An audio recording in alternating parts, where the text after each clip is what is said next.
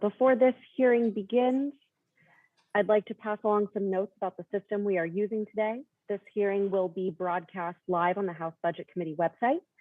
Each participant has a control bar at the bottom of their screen that includes a mute button and a video on/off button. The view control buttons in the upper right of your screen control your personal view and can be switched between active speaker and gallery view. This is your individual view and will not affect anyone else or what the public sees during the proceeding. We ask that you please leave your screen in gallery view throughout the hearing so you can see the timer, witnesses, and your fellow members. Please note that the timer is its own square and will only be visible if you are in gallery view.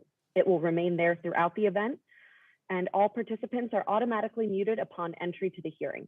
In a moment, I will mute any participants who have taken themselves off mute. All participants are asked to keep themselves muted when not actively engaging in the discussion, which should help limit echoes or other disruptions. In instances in which members yield back or otherwise conclude their turn speaking, but do not remember to remute themselves, I will do so to limit inadvertent background audio. Members and witnesses are responsible for unmuting themselves anytime they wish to be heard. With that, Chairman Yarmouth, we are ready to begin. All right, 5, 4, 3, 2, 1. This hearing will come to order. Good afternoon and welcome to the Budget Committee's hearing on the Department of Health and Human Services FY 2023 budget. At the outset, I ask unanimous consent that the chair be authorized to declare recess at any time without objection so ordered. I'll start by going over a few housekeeping matters. We will likely have votes during this hearing and will have to recess briefly. Because our witness has a hard stop time this afternoon, I strongly encourage members to return promptly after votes to ensure they have time to question the witness. Now, the committee is holding a hybrid hearing. Members may participate remotely or in person. For individuals participating remotely, the chair or staff designated by the chair may mute a participant's microphone when the participant is not under recognition for the purpose of eliminating inadvertent background noise. If you are participating remotely and are experiencing connectivity issues, please contact staff immediately so those issues can be resolved. Members participating in the hearing room or on the remote platform are responsible for unmuting themselves when they seek recognition. We are not permitted to unmute members unless they explicitly request assistance. If you are participating remotely and I notice that you have not unmuted yourself, I will ask you if you would like staff to unmute you. If you indicate approval by nodding, staff will unmute your microphone. They will not unmute your microphone under any other circumstances. I would like to remind members participating remotely in this proceeding to keep your camera on at all times, even if you are not under recognition by the chair. Members may not participate in more than one committee proceeding simultaneously. If you are on the remote platform and choose to participate in a different proceeding, please turn your camera off. Finally, we have established an email box for submitting documents before and during committee proceedings, and we have distributed that email address to your staff. Now, I will introduce our witness. This afternoon, we will be hearing from the Honorable Xavier Becerra, Secretary of the Department of Health and Human Services. I now yield myself 5 minutes for an opening statement. Secretary Becerra, I'm not sure if it still feels strange to be on this side of the dais, but it's always great to welcome a friend to our committee. Thank you again for testifying today on the President's proposed 2023 budget for the Department of Health and Human Services. I also want to commend your leadership during what has been an incredibly difficult time for our nation as we continue to battle the COVID pandemic and its impact on American families. When considering this budget proposal, it is important to look back to the beginning of this crisis. To put it bluntly, our public health system was woefully unprepared for COVID-19. Years of irresponsible austerity under the budget caps took a toll on our public health infrastructure and readiness. Former President Trump had gutted key public health agencies and, in an astonishingly short-sighted move, disbanded a White House council charged with pandemic preparedness. Vaccine development was underway, but there was no distribution plan in place. Fast forward 1 year. The American Rescue Plan has now helped us make considerable headway in the fight against COVID-19. It put in place a massive vaccination campaign, invested in state and local public health systems, and lowered healthcare costs for millions of Americans. Thanks to the American Rescue Plan, more than 216 million Americans have now been fully vaccinated against COVID-19. and American families saved an average of $2,400 on their annual health insurance premiums this past year. But we can't wait for the next pandemic or rely on emergency action to ensure our public health systems are up to the task. That is why the Biden budget request for HHS meets the needs of today while strengthening our public health system for decades to come. This starts with an overall discretionary budget funding level of $127 billion for HHS, more than $13 billion over 2022 funding levels, along with major investments in our public health systems and surge capacity so we are prepared for future pandemics and biological threats. The Biden budget increases discretionary CDC funding by 28% and expands no-cost access to vaccines, including a new program to provide all recommended vaccines to uninsured adults for free. This budget proposes the smart, forward-looking investments we need. It invests heavily in research and development, including $5 billion for the newly established ARPA-H initiative to accelerate development of treatments and cures for devastating diseases, including cancer, diabetes, and Alzheimer's. The budget puts us on track to meet President Biden's goal of cutting cancer deaths by 50% over the next 25 years, which would save 300,000 lives and hundreds of billions of dollars annually, and lays out a strategy to reduce HIV infection by 75% over the next 3 years. 2 years of this pandemic have had far-reaching consequences for our society. This budget recognizes that, and it puts forth real resources to address challenges that COVID exposed and exacerbated. It dramatically expands mental health benefits and coverage.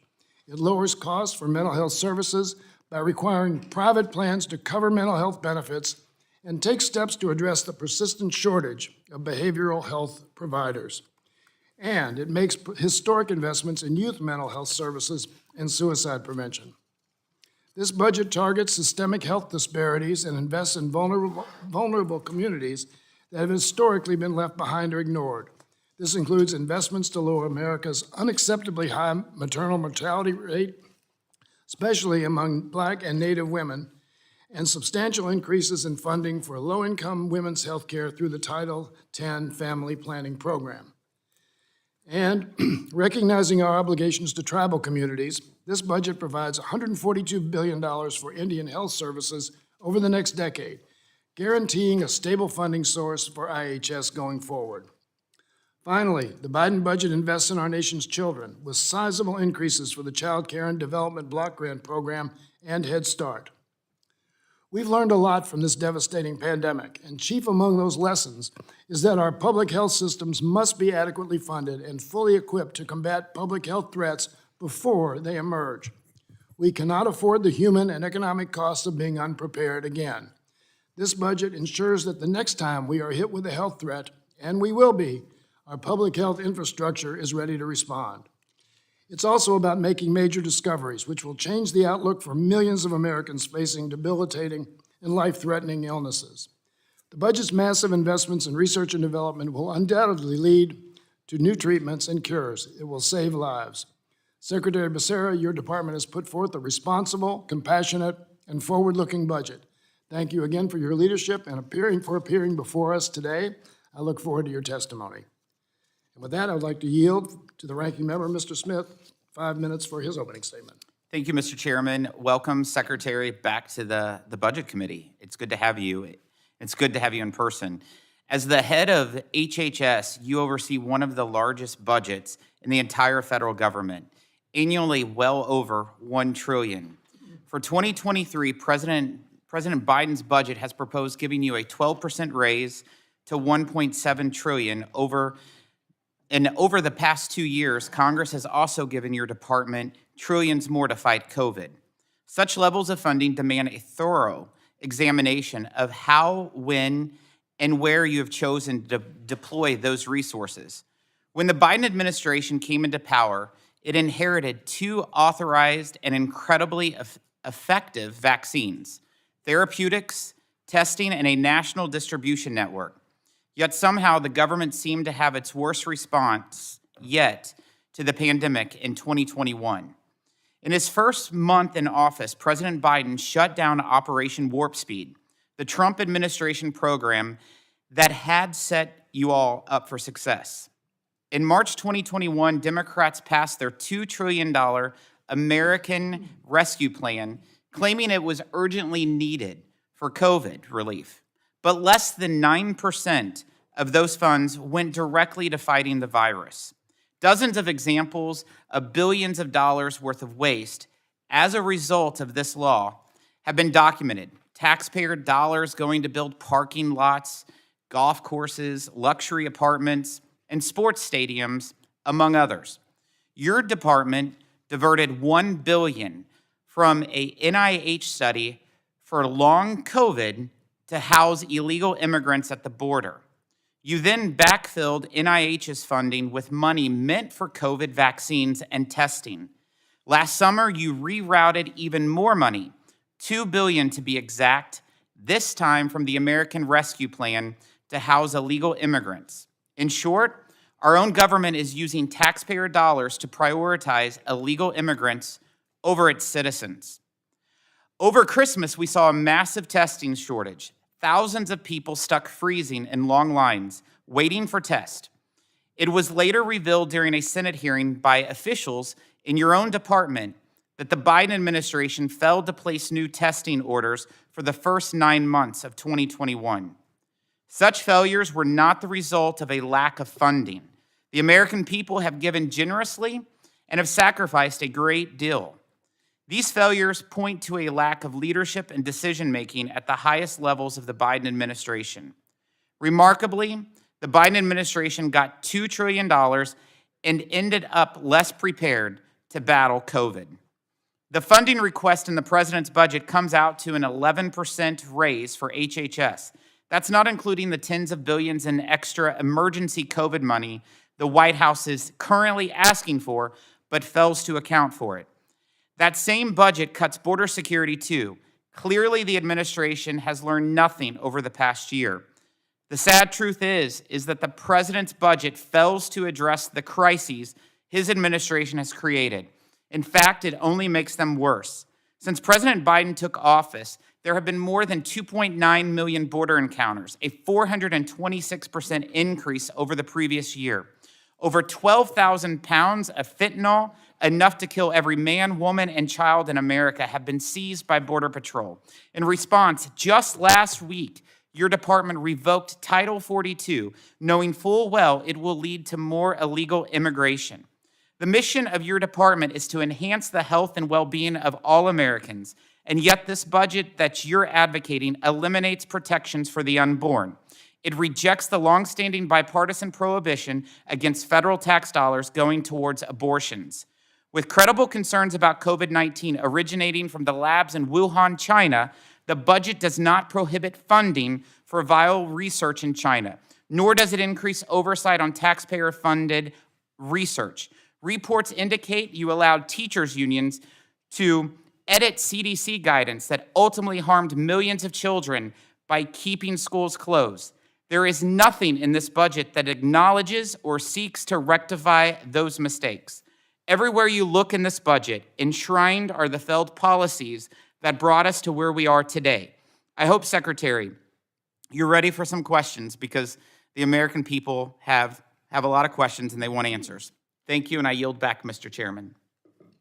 Thank the ranking member for his opening remarks. In the interest of time, I ask that any other members who wish to make a statement submit their written statements for the record to the email inbox we established for receiving documents before and during committee proceedings. We've distributed that email address to your staff. I will hold the record open until the end of the day to accommodate those members who may not yet have prepared written statements. Once again, I would like to thank Secretary Becerra for being here this afternoon. The committee has received your written statement, and it will be made part of the formal hearing record. You will have 5 minutes to give your oral remarks, and you may begin when you're ready. Chairman Yarmouth, Ranking Member Smith, and members, thank you for having me. Thanks for letting me come back to the Budget Committee. Today, more than 255 million Americans have received at least one dose of a COVID-19 vaccine. 2/3 of adults over age 65 have gotten their booster shots. And we've also closed the gap in vaccine rates we usually see for communities often left behind. It has paid dividends to surge resources, including tests and treatments, to our hardest hit and highest risk communities. 325 million free COVID-19 at-home tests shipped out. 270 million free N95 masks made available. From the $186 billion appropriated by Congress for the Provider Relief Fund, 766,000 payments to over 400,000 providers who have received payments for COVID-19 services. That's over 400,000 doctors, hospitals, community health centers, pharmacies, labs, nursing homes, and long-term care facilities, all receiving this critical support. This is real money, real relief, real results. On Monday, I had a chance to meet with Medicare beneficiaries who are now able to purchase their over-the-counter COVID-19 tests with their red, white, and blue Medicare card. Mr. Chairman, this marks the first time that Medicare has covered an over-the-counter test at no cost to beneficiaries. That's a game changer. Beyond COVID-19, today more Americans have insurance for their health care than ever before. That includes a record-breaking 14.5 million Americans who now have secured their health insurance through the Affordable Care Act. That's a big deal. Also this week, the Biden administration is issuing a rule that will fix the health insurance family glitch, which leaves out family members from affordable coverage. Less noticed, but just as important, we launched Operation Allies Welcome, an HHS-led effort that has helped over 68,000 Afghan brothers and sisters resettle as refugees in America. And we're coordinating nearly $300 million in support nationwide for the launch of the 988 National Suicide Prevention Lifeline later in July. HHS has also made key investments to close holes in our public health system in areas like maternal health, where we've extended Medicaid coverage for postpartum care for a new mother and her baby from 2 months to 12 months. The President's 2023 budget lets us build on that record of investment in America's health. It proposes $127 billion in discretionary budget authority and $1.7 trillion in mandatory funding, including a historic investment to transform the mental health infrastructure in our country, a priority I know many of you share.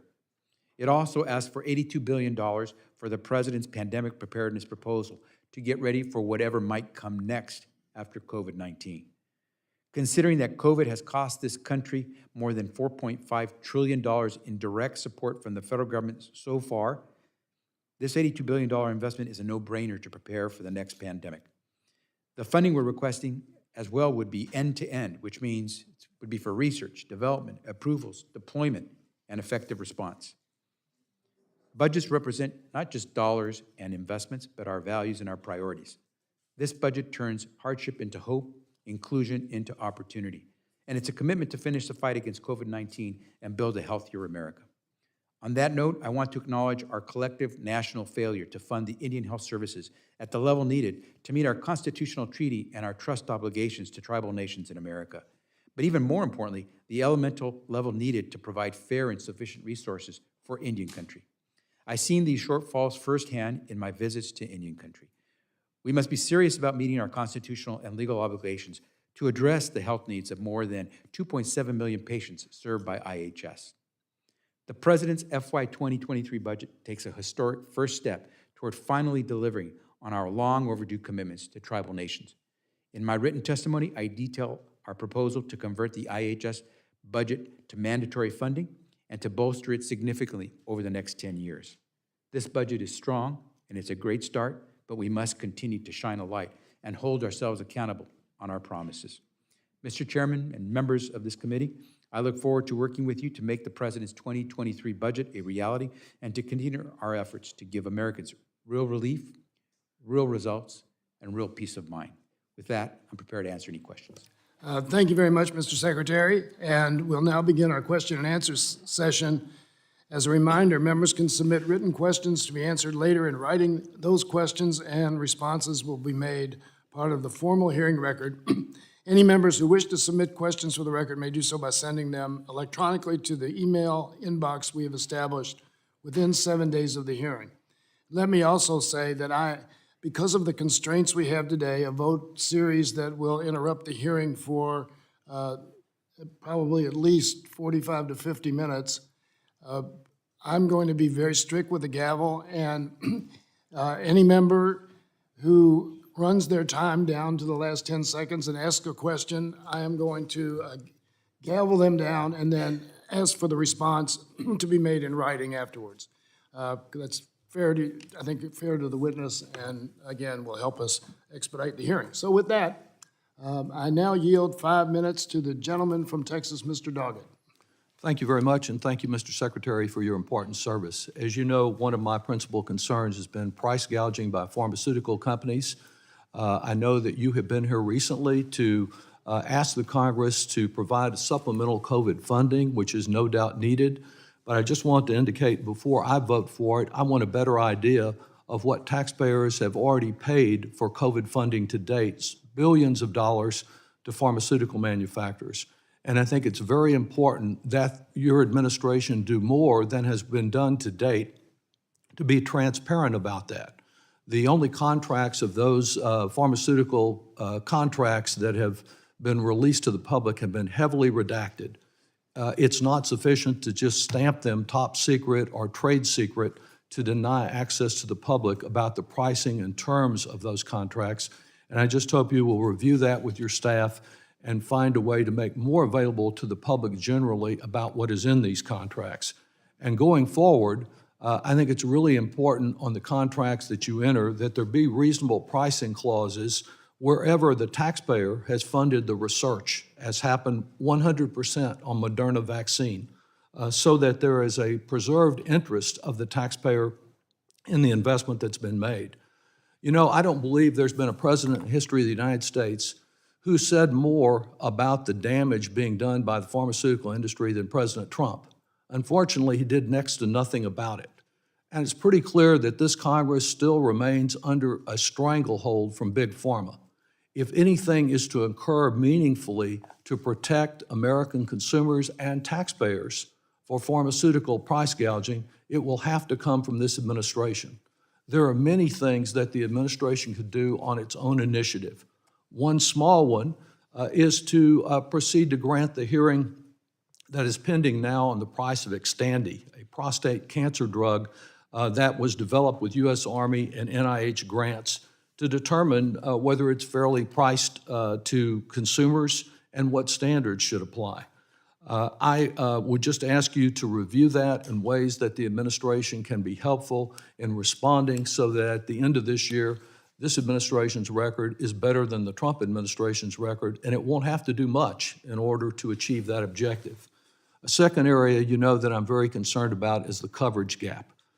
A significant number of people, 2 million in Texas, according to CMS standards, and over 6 million across the country have been left out and left behind because of the failure of states to do their part with Medicaid expansion.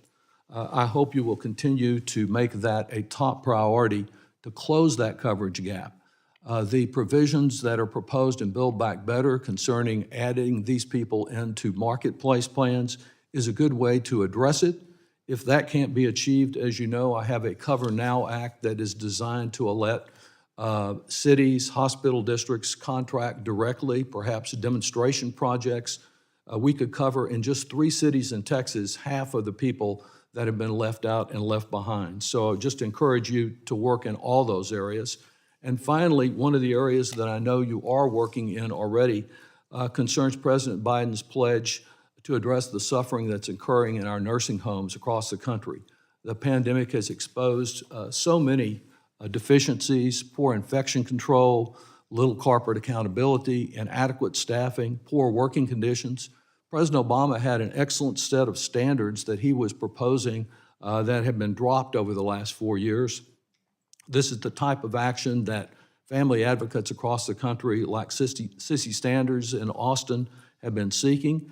Perhaps you could just describe in the minute you have the general direction that you're taking on nursing homes and when you think we might see some reforms. Congressman, thank you for the question. Good to see you. On nursing homes, we are going to try to work as aggressively and as swiftly as we can to undertake the president's proposals. One of those would be to strengthen the workforce. A second one would be to do much more oversight. We intend to try to make sure that the staffing levels at these nursing homes are adequate so that they meet the needs of the residents who are there. We want to make sure that the monies that we're providing, whether through the Medicare program, Medicaid program, if there are any government dollars that are being provided, that we're getting our money's worth. And the most important thing we can tell you is that with your support, and if you continue to provide us with the resources that we need, we'll be able to do some vigorous oversight. But first and foremost, we have to make sure that those nursing homes are keeping people safe from COVID. We have to make sure that they are providing, they're fully equipped and they're adequately staffed to make sure that they are providing that they're charged. For emphasis, echoes for emphasis. Gentleman's time has expired. Now recognize the ranking member, Mr. Smith, for 10 minutes. Thank you, Mr. Chairman. Secretary, Operation Warp Speed under President Trump set the country up for success in its battle against COVID-19 going into 2021 with 2 effective and authorized vaccines, therapeutics, testing, and a national distribution network. Given that, why was the Biden administration's response to COVID in its first year full of so many stumbles, given the tools provided and systems already in place when you all walked in the door? Congressman, thank you for the question. And I want to take you back to where we were when President Biden took office. Less than 1% of Americans had received a vaccine. And we had a situation where the efforts were not nationally coordinated, and we had to stand up an infrastructure to make sure that we could get not just vaccines, but therapeutics out. There was not one single therapeutic that, a medicine that any American could take that would be available orally for that individual. There were, at the time, very few provisions for treatment, the tests that people would need to take. There were no tests available to Americans that they could take at home, and things have changed. As I said in my opening testimony, today more than 255 million Americans have received a shot in the arm. More than 560 million vaccines have been administered overall, when you count boosts and the rest. And we have now made available hundreds of millions of tests. We have ordered and paid for hundreds, and in most cases, thousands of the therapeutic medicines that some people need who have contracted COVID. Night and day. Today, we are opening up. We've gone through 2 major variants in that 1 year, and both more potent than the original natural virus. And so what we see is that progress has been made, but we're not yet out of the woods. Thank you, Secretary. One of the big concerns to me is this past year, it appears that it was marked with a lot of chaos on the response front. There were more COVID deaths in 2021 than in 2020. In fact, by 102,882 more to be exact. And this administration started out with the vaccine, least it was created. That's 128% more in COVID deaths in 2021 than 20.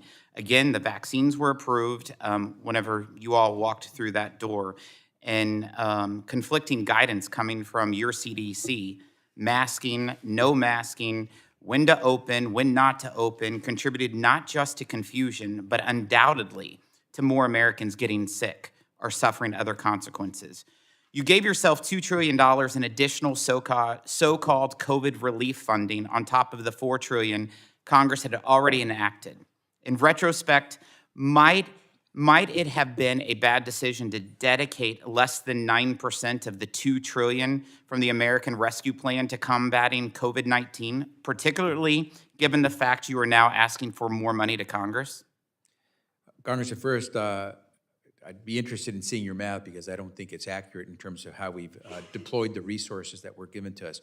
We know here at HHS that what we have done with the money that you've made available, first, we say thank you for those who voted for those resources because they've been indispensable, but we have used them to be able to make available those hundreds of millions of vaccines to all Americans. No American is denied a vaccine today. No American has had to pay a penny for those vaccines. We now have the therapeutic medicines that help you stay alive if you do contract COVID. So, Mr. Secretary, I just want to know, you felt like that there was enough money in the $2 trillion bill, that how much was allocated to HHS in the $2 trillion bill that passed Congress a year ago was sufficient?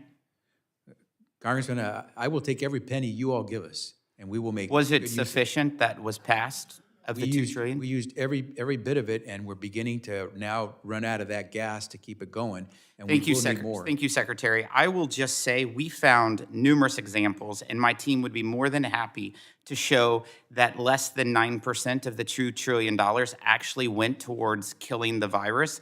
But the numerous examples that we did find was billions of taxpayer dollars being wasted, planting thousands of trees, building a high-end hotel, a spa, and golf courses, renovating a baseball stadium, new weight rooms, luxury apartments, the list goes on that was in that $2 trillion COVID package. How does spending $2 million of taxpayer dollars on planting trees in Syracuse, New York, help fight COVID? Congressman, what I can tell you is what we've done with the money that we received and what we did. Does planting trees in Syracuse, New York help fight COVID? As I said, I can speak to you what we did with our money, and we made very good use of the money, keeping Americans alive and healthy. I'll take that as a no. And I also think that sending $1,400 checks to Japanese citizens living in Japan did not help stop COVID. I wonder what that's all about. But there seems to be a lot of decision makers in this administration. We have Gene Sperling as the American Rescue Plan czar. We have Jeff Zients as the COVID response coordinator.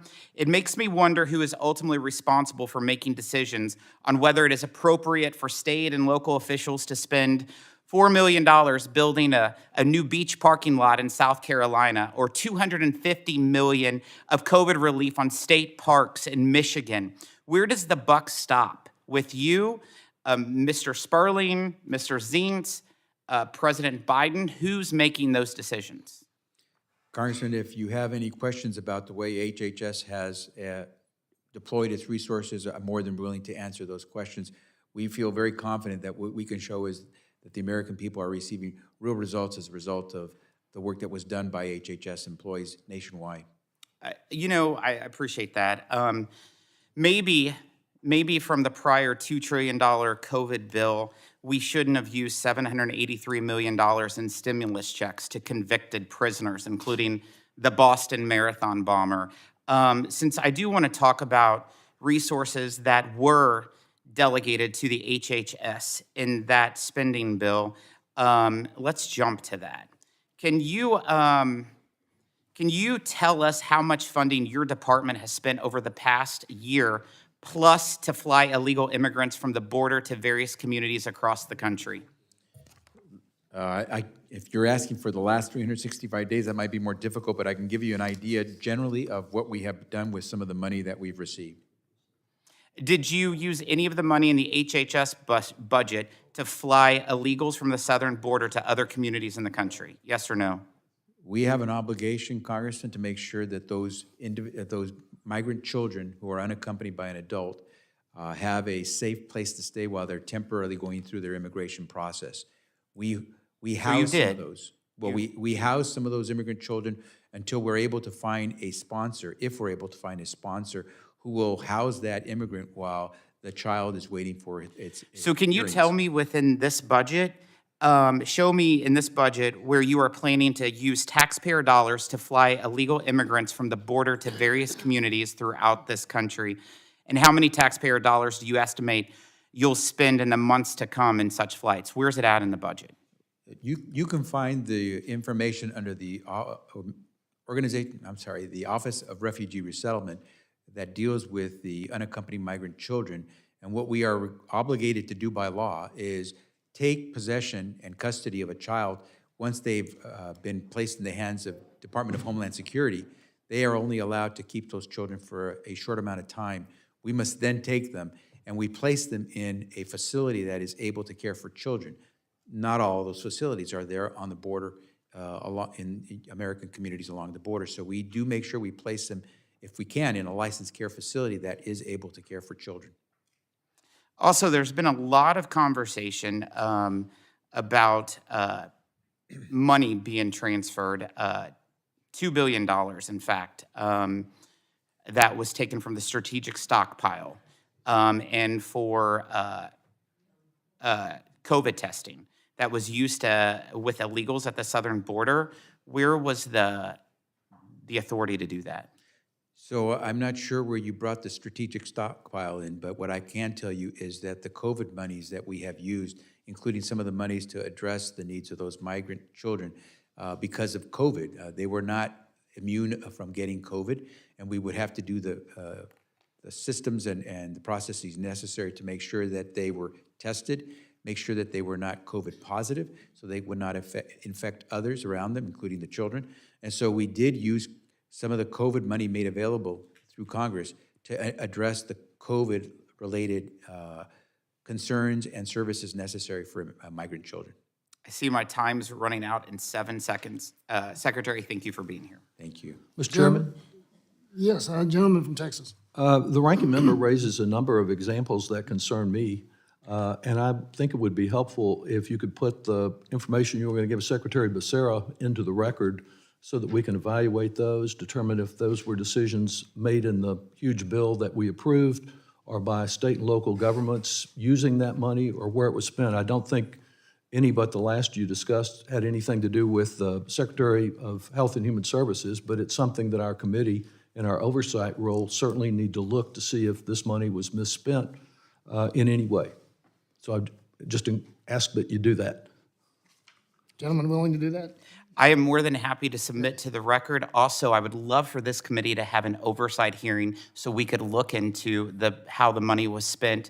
We've sent a request to the chairman, and it would be awesome if we could just not submit it to the record, but actually have a hearing and a discussion of oversight of $2 trillion. Thank you. I thank both of you. Now recognize the gentlewoman from Illinois, Ms. Schakowsky, for 5 minutes. Thank you, Mr. Chairman, and thank you, Mr. Secretary. Always great to see you. I wanted to talk about seniors, no surprise, because I am the chair of the Task Force on Aging and Families, and this has been a priority for me, as you know. So there's nearly 1.3 million seniors and people with disabilities who are living in nursing homes right now, and each one of them deserves a really good quality of life. The pandemic was just terrible, you know. Number one of people who died, people in nursing homes, that, you know, was kind of a death trap situation in many ways. And, you know, public dollars through Medicare and Medicaid make up 70% of long-term care funding. So taxpayers are really paying for these institutions, and yet what we see is private equity firms have gotten more involved. I mean, they've been, nursing homes too often, I think, are seen as a way to really make some money, sometimes milking them for the money, and we need to do better. So, Secretary Becerra, we are really grateful to President Biden for the initiative to improve nursing home quality, safety, and oversight, and we really welcome what was said is almost $500 million included for the Centers for Medicaid and Medicare and Medicaid Services, CMS,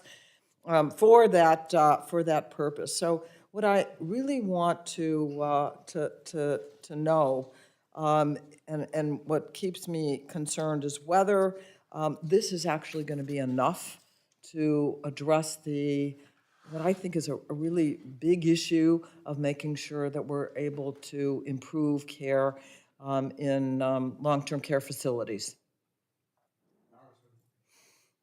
Congresswoman, first, great to see you again, and thank you for the hug earlier in the hallway. I wasn't going to mention that, but it was a good hug. The president made it very clear that we're going to really go in and look deep at nursing homes because we saw so many Americans die as a result of COVID. That was where we saw the greatest number of Americans dying. Over 200,000. Yeah, and unfortunately dying by themselves because then they couldn't be joined by their family members. And so we just can't experience that again. So the president has laid out some pretty strong markers. We're going to do more oversight. I mentioned this to Congressman Doggett. We're going to make sure that we find out if these facilities are adequately staffed, if they have people who are adequately trained. The president in his budget does provide resources that makes it possible for us to provide additional relief to about 1.5 million caregivers and families, so we can increase the access because the demand is so great. But we're also going to do something a little differently as well. There are a lot of those folks who are in nursing homes who don't have any choice because families don't have an alternative. Home and community-based services are a great alternative, because if your loved one can be at home where he or she feels the most comfortable, surrounded by loved ones, cared for by loved ones, with some professional help, that's the best way you can go. I say that as a son who had a chance to watch his father pass away in my home, and cared for him and my mother for 4 years while I was living in Sacramento. There is nothing like it, and we're gonna, especially if you pass Build Back Better, or some elements of it, we'll be able to make game-changing investments in home and community-based care. And I hope that what you do is realize that Americans are crying out for the ability to care for their loved ones closest to home as possible. No question about it. And, we also want to think about the workforce and the workers themselves. That's right. And, if you're a home care worker, the average wage that you make is something like $12 an hour around the country. So it's really hard to get people to do that work, even though they want to do that work. So we have to care for the caregivers, both the home caregivers, the family caregivers, and the people who work there too. But so thank you very much. We're gonna, anything we can do to work with you, with our task force, to make sure that home and community-based as well as the facilities can benefit. So thank you. Thank you. The gentlewoman's time has expired. I now recognize the gentleman from Wisconsin, Mr. Grothman, for 5 minutes. Thank you. I'm going to lead off talking about one of my pet topics. I spoke last week with a Dr. Dror from Israel, and he felt, it was a small study, I don't think the sample's enough that you could write home about it, but he found that people who were vitamin D deficient were 14 times more likely to get severe COVID and 11 times more likely to die. I also talked to a Dr. Meltzer from the University of Chicago. I'm not going to quote his numbers, but I think it would be accurate to say that he feels that over half of the COVID deaths could have been prevented with adequate vitamin D. And a guy by the name of, his name is Carl Flieger from Stanford, who maybe similar amounts. And I've tried to, in my own little world, publicize it. But when you're talking about a life savings of that amount, it's very frustrating to me that you, and I'll include your predecessor in the group, have done nothing to publicize that.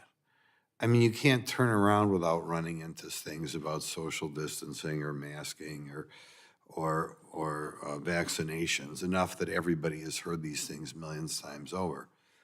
But the fact that and of course, if you publicized vitamin D more, not everybody would take it, just like not everyone gets a vaccine.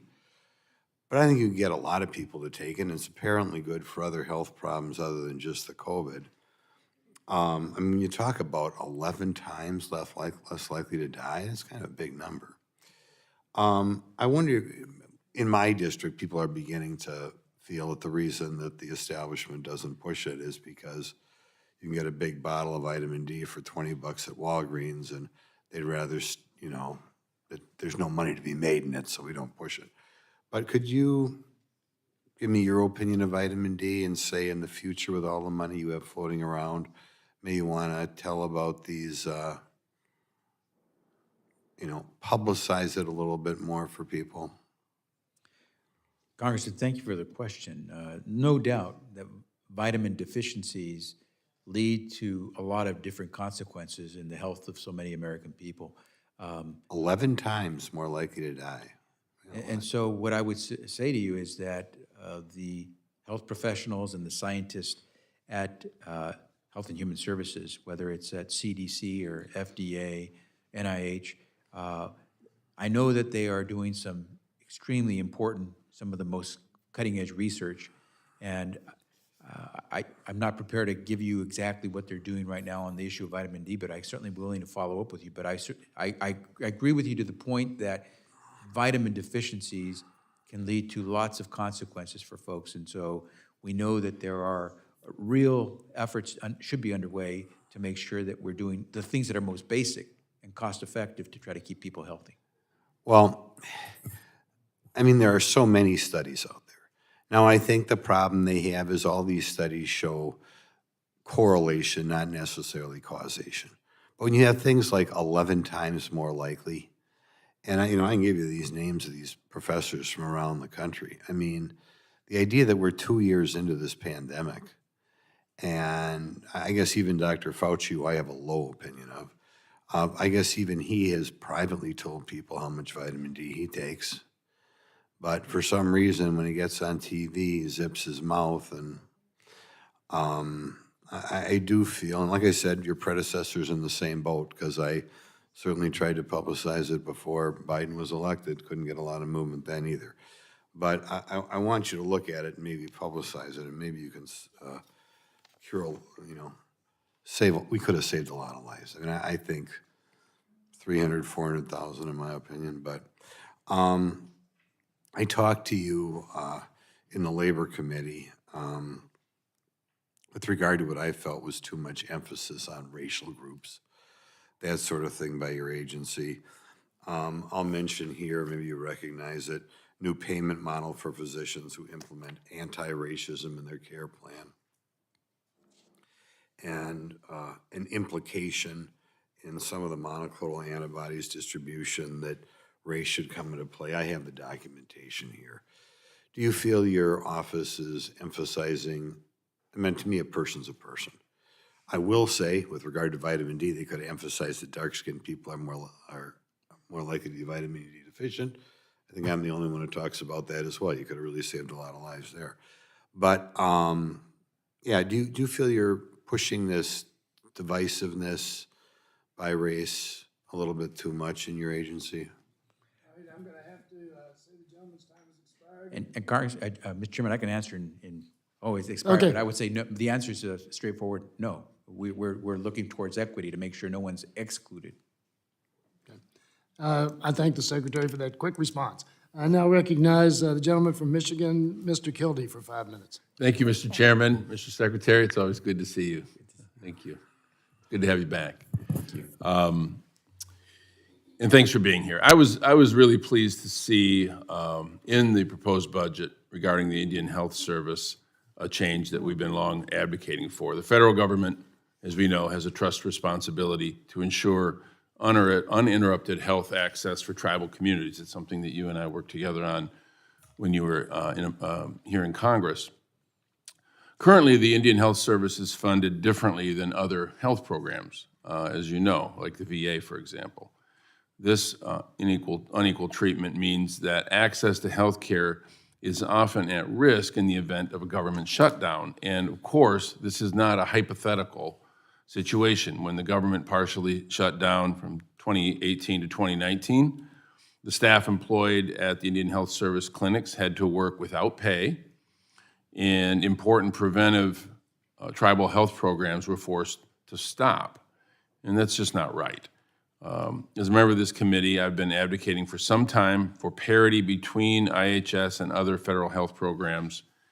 And I thank the chairman, I obviously thank President Biden and yourself for including this initiative in the annual budget. And I'm committed to working with the administration to get this fixed. And I wonder if you can perhaps address how important permanent funding that is not subject to the whims of congressional action and being suspended by a shutdown could have an impact on tribes that deliver services, tribes like the Saginaw Chippewa tribe that I represent, and particularly if you just might address how this initiative and others might help address care for tribal communities.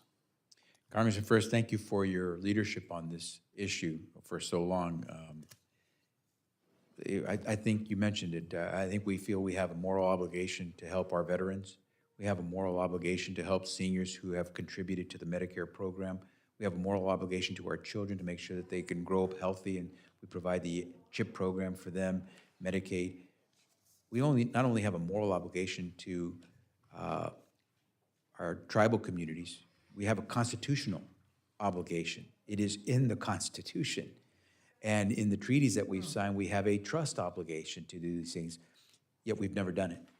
And it's high time we do.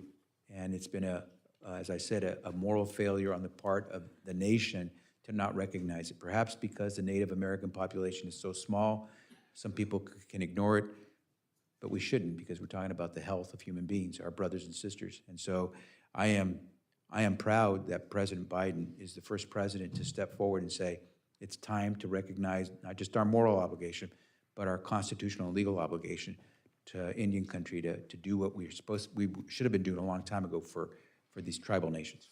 Well, I thank you for that, and I know you worked with and served with my late uncle Dale Kildee, who actually once served as a member of this committee as well, and this was part of his life's work. And so the fact that we're in now a position to see this action taken, I think, is in many ways a testament to his long work in this subject. So I thank you for that. Amen. Another subject that I've been working on and spending a great deal of time on has to do with the access to affordable, clean water. We all know what took place in my hometown of Flint, Michigan. If it were only just an anomaly and not a warning to the rest of the country, it would be sad enough, but it really is just a warning. The problem that we have, though, is in many of the communities like my hometown, water is really expensive. An average family in Flint pays $864 a year for water. Some people pay into the thousands of dollars a year for drinking water. So I was happy that we were able to work together to form the Low-Income Housing Household Water Assistance Program, secured $1 billion for that effort. The program is making a difference, but it's set to expire at the end of 2023, and water is not going to suddenly become affordable at the end of 2023 in many of those communities. And I wonder if you might just discuss your thoughts on the Low-Income Housing Water Assistance Program, what it means for places like Flint, Saginaw, Bay City, and others, and what the administration hopes to do in extending funding for this really important water assistance program. Congressman, the president's budget proposes to build on that program because it's so essential. I can point to communities in California where they can't open the tap anymore because water will either not flow or it's too dangerous to drink. And so it's the same whether it's at Flint or in some town in California or throughout the country. No one in America in the 21st century should not be able to open the tap and be able to drink the water. It's incredible in the richest nation in the world that we're talking about this. That's why the president has decided we're going to invest in this and work with you. So I hope that you continue to champion this because it's just the right thing to do. We should be able to take for granted that we're going to have safe drinking water for our kids. Well, thank you so much, Mr. Secretary. I appreciate those answers. I appreciate your presence here and your great work. And I yield back, Mr. Chairman. Gentleman's time has expired. I now yield the gentleman from Texas, Dr. Burgess, 5 minutes. Thank you, Mr. Chairman. Mr. Secretary, thanks for being here today. Thanks for being in person. We love virtual hearings, but this is much better. So ARPA-H, have you given any thought to where that is going to be located?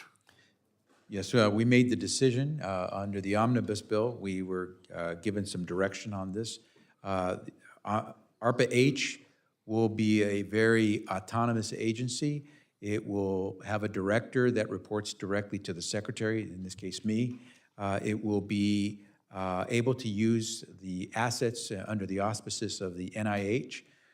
It will likely be housed, because it'll be a much smaller entity, it will likely be housed in a separate facility because we want it to be nimble, and it will work under different direction because it will not be constrained by some of the requirements that we see in law for government employees. So a suggestion for you, I would locate it in the state of Texas if you want it to be nimble. Let me ask you a question. Title 42, we're all hearing about it. The administration says the public health part of Title 42 expires May 23rd. Numbers of people who are likely to enter the state of Texas is already high, and it's likely to be staggeringly high. Are you making any provisions in your budget for preparing people in communities that are going to be the recipients of very large numbers of people who are likely do not speak the language and may be low skilled? Going to put strains on our education systems, going to put strains on our law enforcement, on our hospitals. how are we preparing the communities to withstand that? Since we're not going to protect the border, obviously. Congressman, first, thank you for the question. There is an interagency process underway, so we can all make sure that we are following through on our obligations. On HHS's end, we're trying to be supportive when it comes to some of the healthcare issues that might be encountered. We also have responsibility, as I mentioned earlier in some questions, for any of the migrants who might come across as minors. So let me, and I'm well aware of that. I've multiple visits to our facilities since 2014. Title 42 enacted March 20th of 2020. The death rate from coronavirus at that point was probably what, 10,000 if that? Is there a public health emergency posed by the rampant importation of fentanyl across our southern border? What is the number one cause of death from people 18 to 48 right now? What I can tell you is that there is clearly a crisis going on when it comes to drug overdose and drug use. That's why we did change the strategy we have with regard to drug overdose. I will tell you as well that the Title 42 provisions that you mentioned deal with public health in a particular way. It deals mostly in terms of quarantine. It is different from the public health emergency declaration that is based on different law. But in both cases, they're premised on the health of the country and the health of particular communities.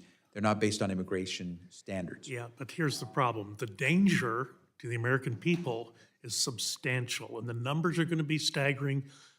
Customs and Border Protection, DHS personnel on the border will be distracted by the large numbers of people that are just simply flooding across the border, leaving open the possibility for the vast importation of drugs, predominantly fentanyl, which is so terribly deadly, and we almost can't keep up with it. It is a true public health emergency. If there were a time to enact or to keep Title 42, it would be because of this fentanyl crisis. And I hope you will look into that. Let me ask you another question. Big bump in NIH funding. Of course, someone who spent his life in healthcare, it's a good thing. But I'm really worried about the development or the possible development of a virus in the Wuhan Institute of Virology. Even Jon Stewart has acknowledged that. Are we continuing to fund things like gain-of-function research in adversarial countries?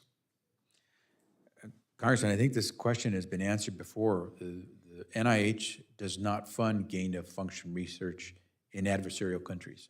But yet it happened.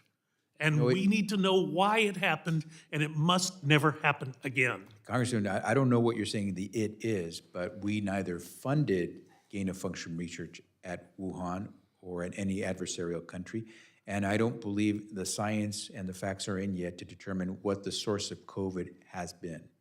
Well, I will be happy to provide you the documents from the Dr. Danzig and the work that was done. It's been well documented in the lay press. It's not anything that's classified. Yep. I will provide that to you. There's a number of other questions I couldn't get to. I'll be submitting those in writing. Look forward to your responses. Thank you. Gentlemen's time has expired. They have called votes now about 6 minutes ago, so we're going to have 2 more 5-minute periods. That'll be Mr. Horsford and Ms. Boebert, and then we will recess through and there are 2 votes, so the series we ought to be able to come back within 25 or 30 minutes after we recess. Now I yield 5 minutes to the gentleman from Nevada, Mr. Horsford. Thank you, Mr. Chairman. Good to see you, Secretary Becerra.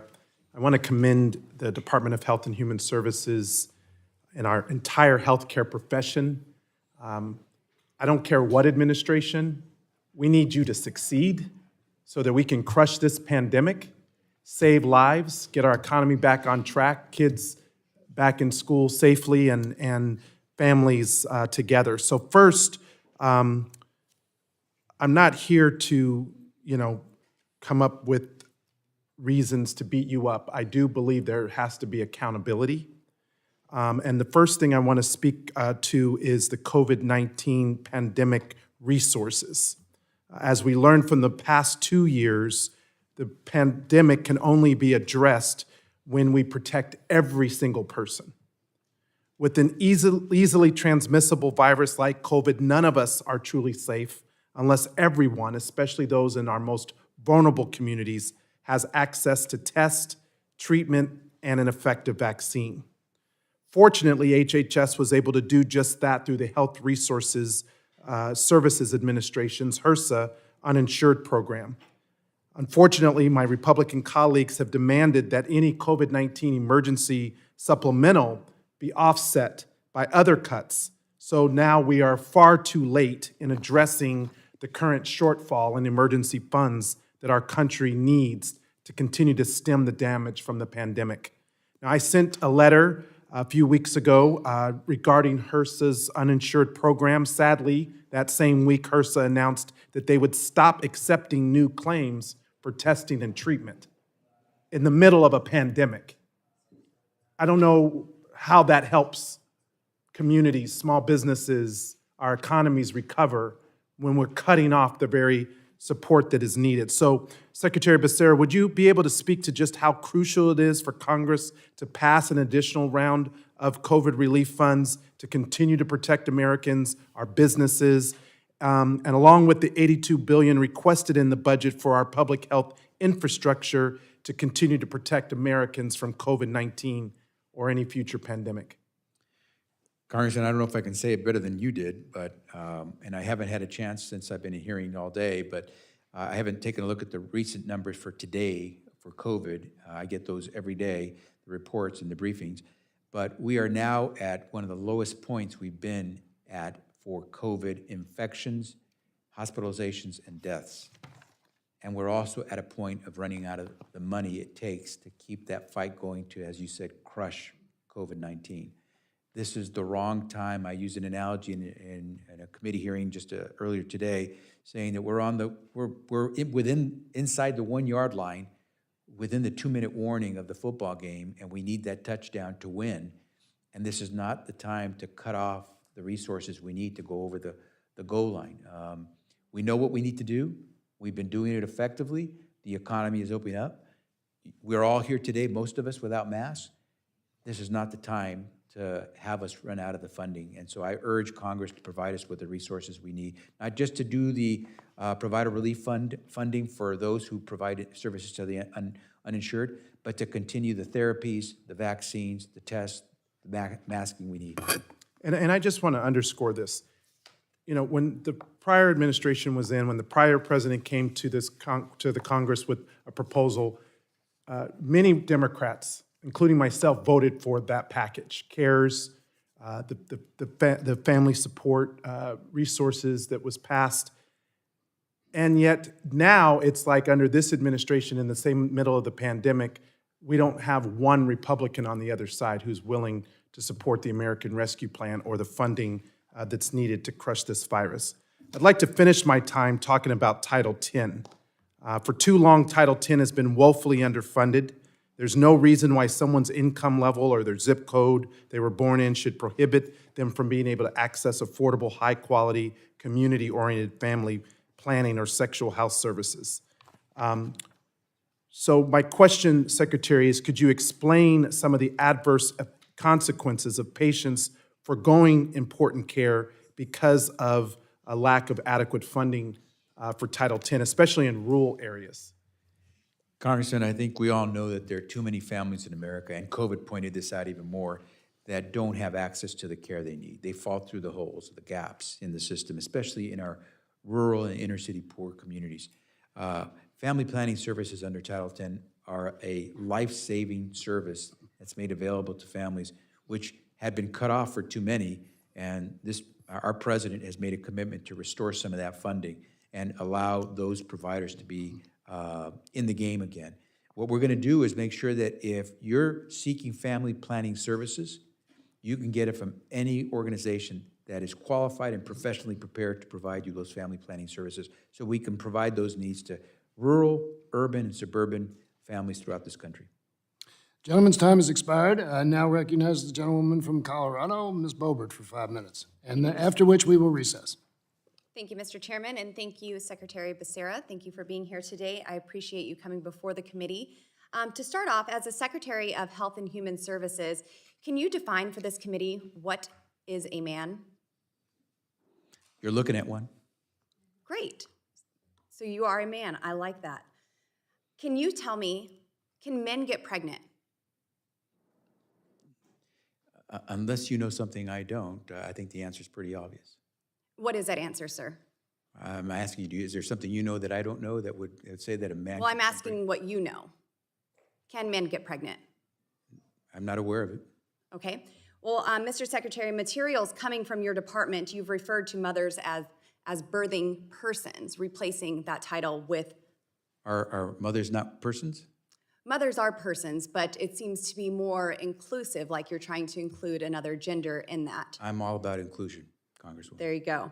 Well, just as a mother of 4 boys, I'm not necessarily offended at that. I am a person, but it's just unscientific and absurd How so?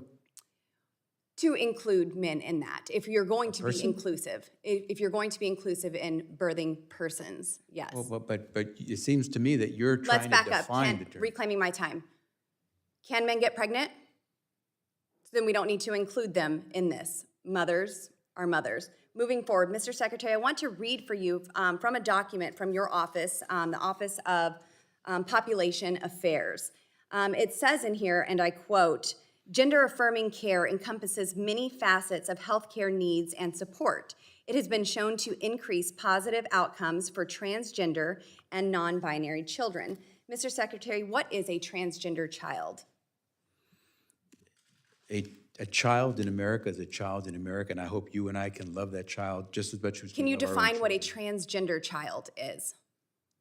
That's a child in America, and it's an American citizen child who needs the services and love just the way any other child does. Mr. Secretary, do you believe that a child is capable of making life-altering decisions to maim themselves? So let me just say to you that I don't agree with your premise, but what I will say to you is children know much about themselves, and with the help of Do you their, believe that children are capable of making the decision to self-mutilate? again, I don't necessarily accept the Well, premise of your Mr. Secretary, I question. mean, you have gender-affirming care for young people, so this is something that I you don't have looked equate over. gender-affirming care to mutilation. So if that's where you're going, then you're not going to get the answer you want. So, Mr. Secretary here, can you tell me if there have been mastectomies, mastectomies, penectomies, or hysterectomies on children? Well, And have taxpayers funded that? so I could probably use the help of my wife, who's an OBGYN, who could talk more, or maybe Dr. Burgess could help us out here. But For gender-affirming care, to be included in that? I'm sorry, pose the question one more time, please. In this gender-affirming care, Mr. Secretary, have there been tax dollars put forward to fund mastectomies, penectomies, and hysterectomies for sex reassignment purposes for minors with gender dysphoria? So Americans are entitled to receive healthcare services. If they are entitled to receive any of the services that you just mentioned, then it would be against the law for us to try to deny them that care.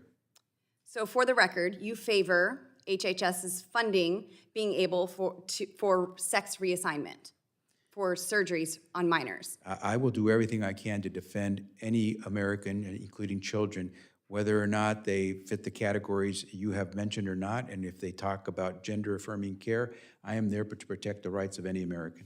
Mr. Secretary, I want to turn to a different document. Your office released this gender-affirming care is trauma-informed care. In this document, you clearly state that gender-affirming care includes puberty blockers, hormones, and surgeries for minor children. You go on to assure parents that there is no scientifically sound reason to doubt hormones and surgeries are helpful to minor children. You also discuss this in a document that the potential for removing children from their parents is on the table if they're not providing gender-affirming care. Mr. Secretary, do you think that parents who believe in 2 genders only should have their children removed from them? Secretary, Mr. Secretary, you can answer or respond in writing. Her time has expired. I can respond very quickly. Congresswoman, I believe in supporting and protecting transgender youth. I believe that they, along with their parents and their caregivers, will make the best decisions. And I would really urge that politicians like you stay out of their business. I would urge that children get to stay with their parents, no matter Gentlewoman's what time has parents- expired. The committee Mr. will. Chairman, may I please have unanimous? No, you unanimous can't. No, you may consent not. We're on a very to tight time frame, and there are Enter votes this into being the called. congressional record. You may, oh, yes, Thank you, sir. without objection, you may do that. All right, the committee will be in recess. Please hurry back after the second vote.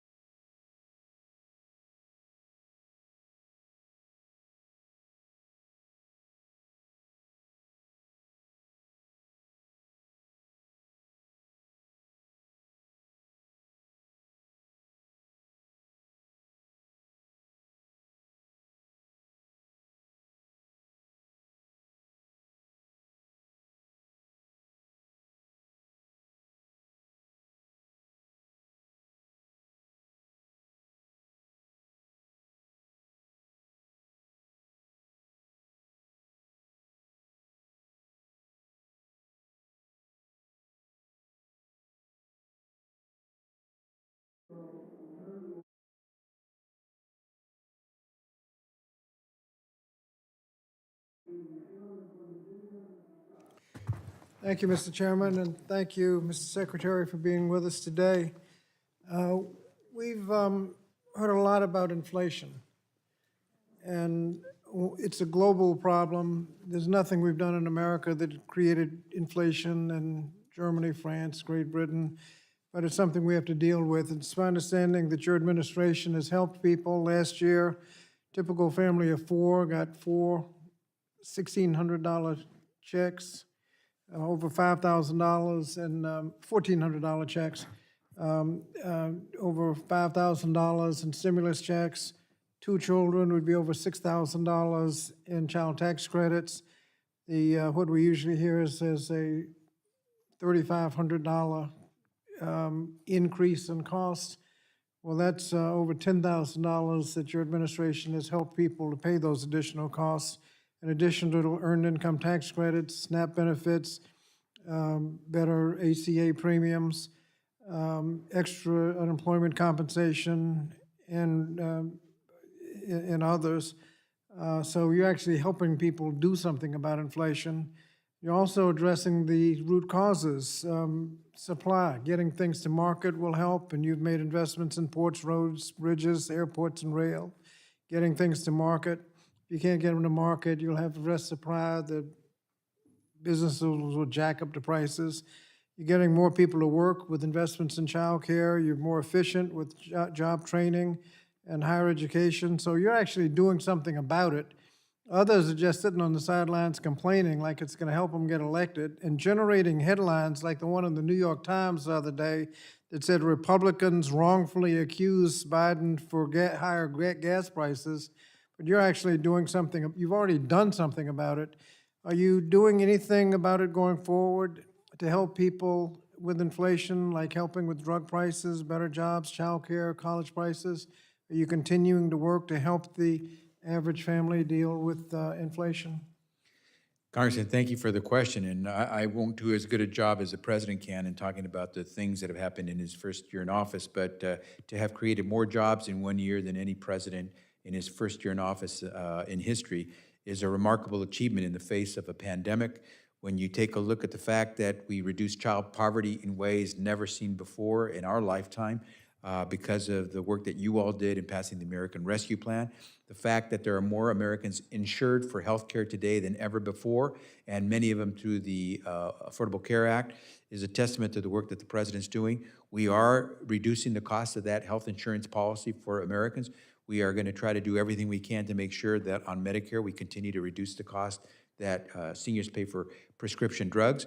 I could go on, and the fact that today Americans are going back to work and we're able to return mostly to normal, and if we continue to be cautious, we should be able to defeat COVID if you all give us the resources to do this.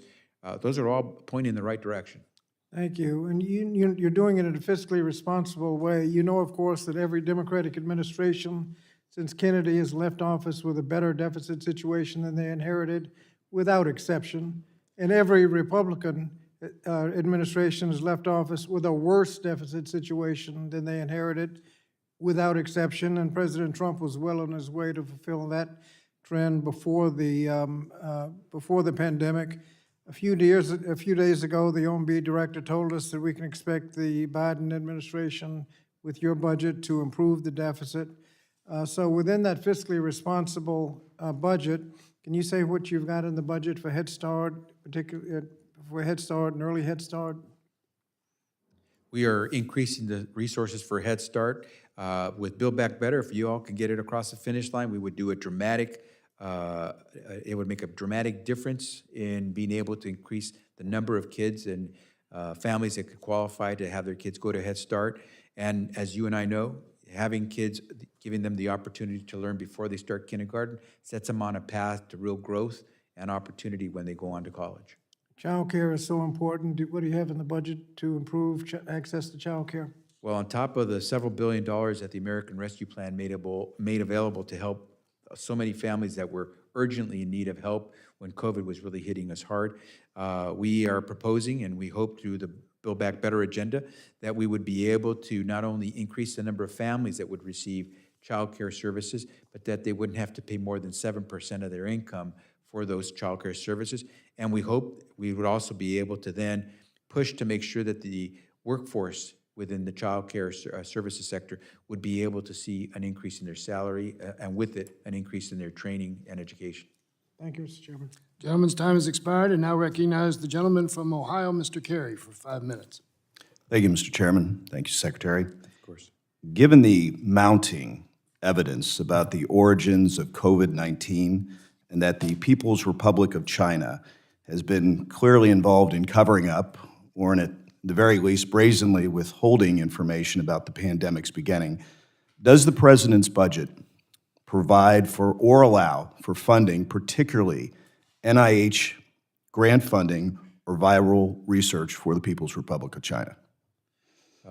The President's budget includes no dollars for China to do viral research, has not and will not. So you can guarantee that any HHS funding requested in the FY23 budget will not go either directly or indirectly to the People's Republic of China? I can guarantee you that the federal government, this administration, and HHS, whether it's NIH or any other agency that might have granting authority, is not looking to give any money to the People's Republic of China. Thank you. Your budget also proposes more than $750 million for health equity programs and climate research. Among other things, while reducing funding for the rural hospital grants in my district and Children's Hospital graduate medical education. How does HHS justify prioritizing the progressive wish list of items over investments in rural health and children's hospitals?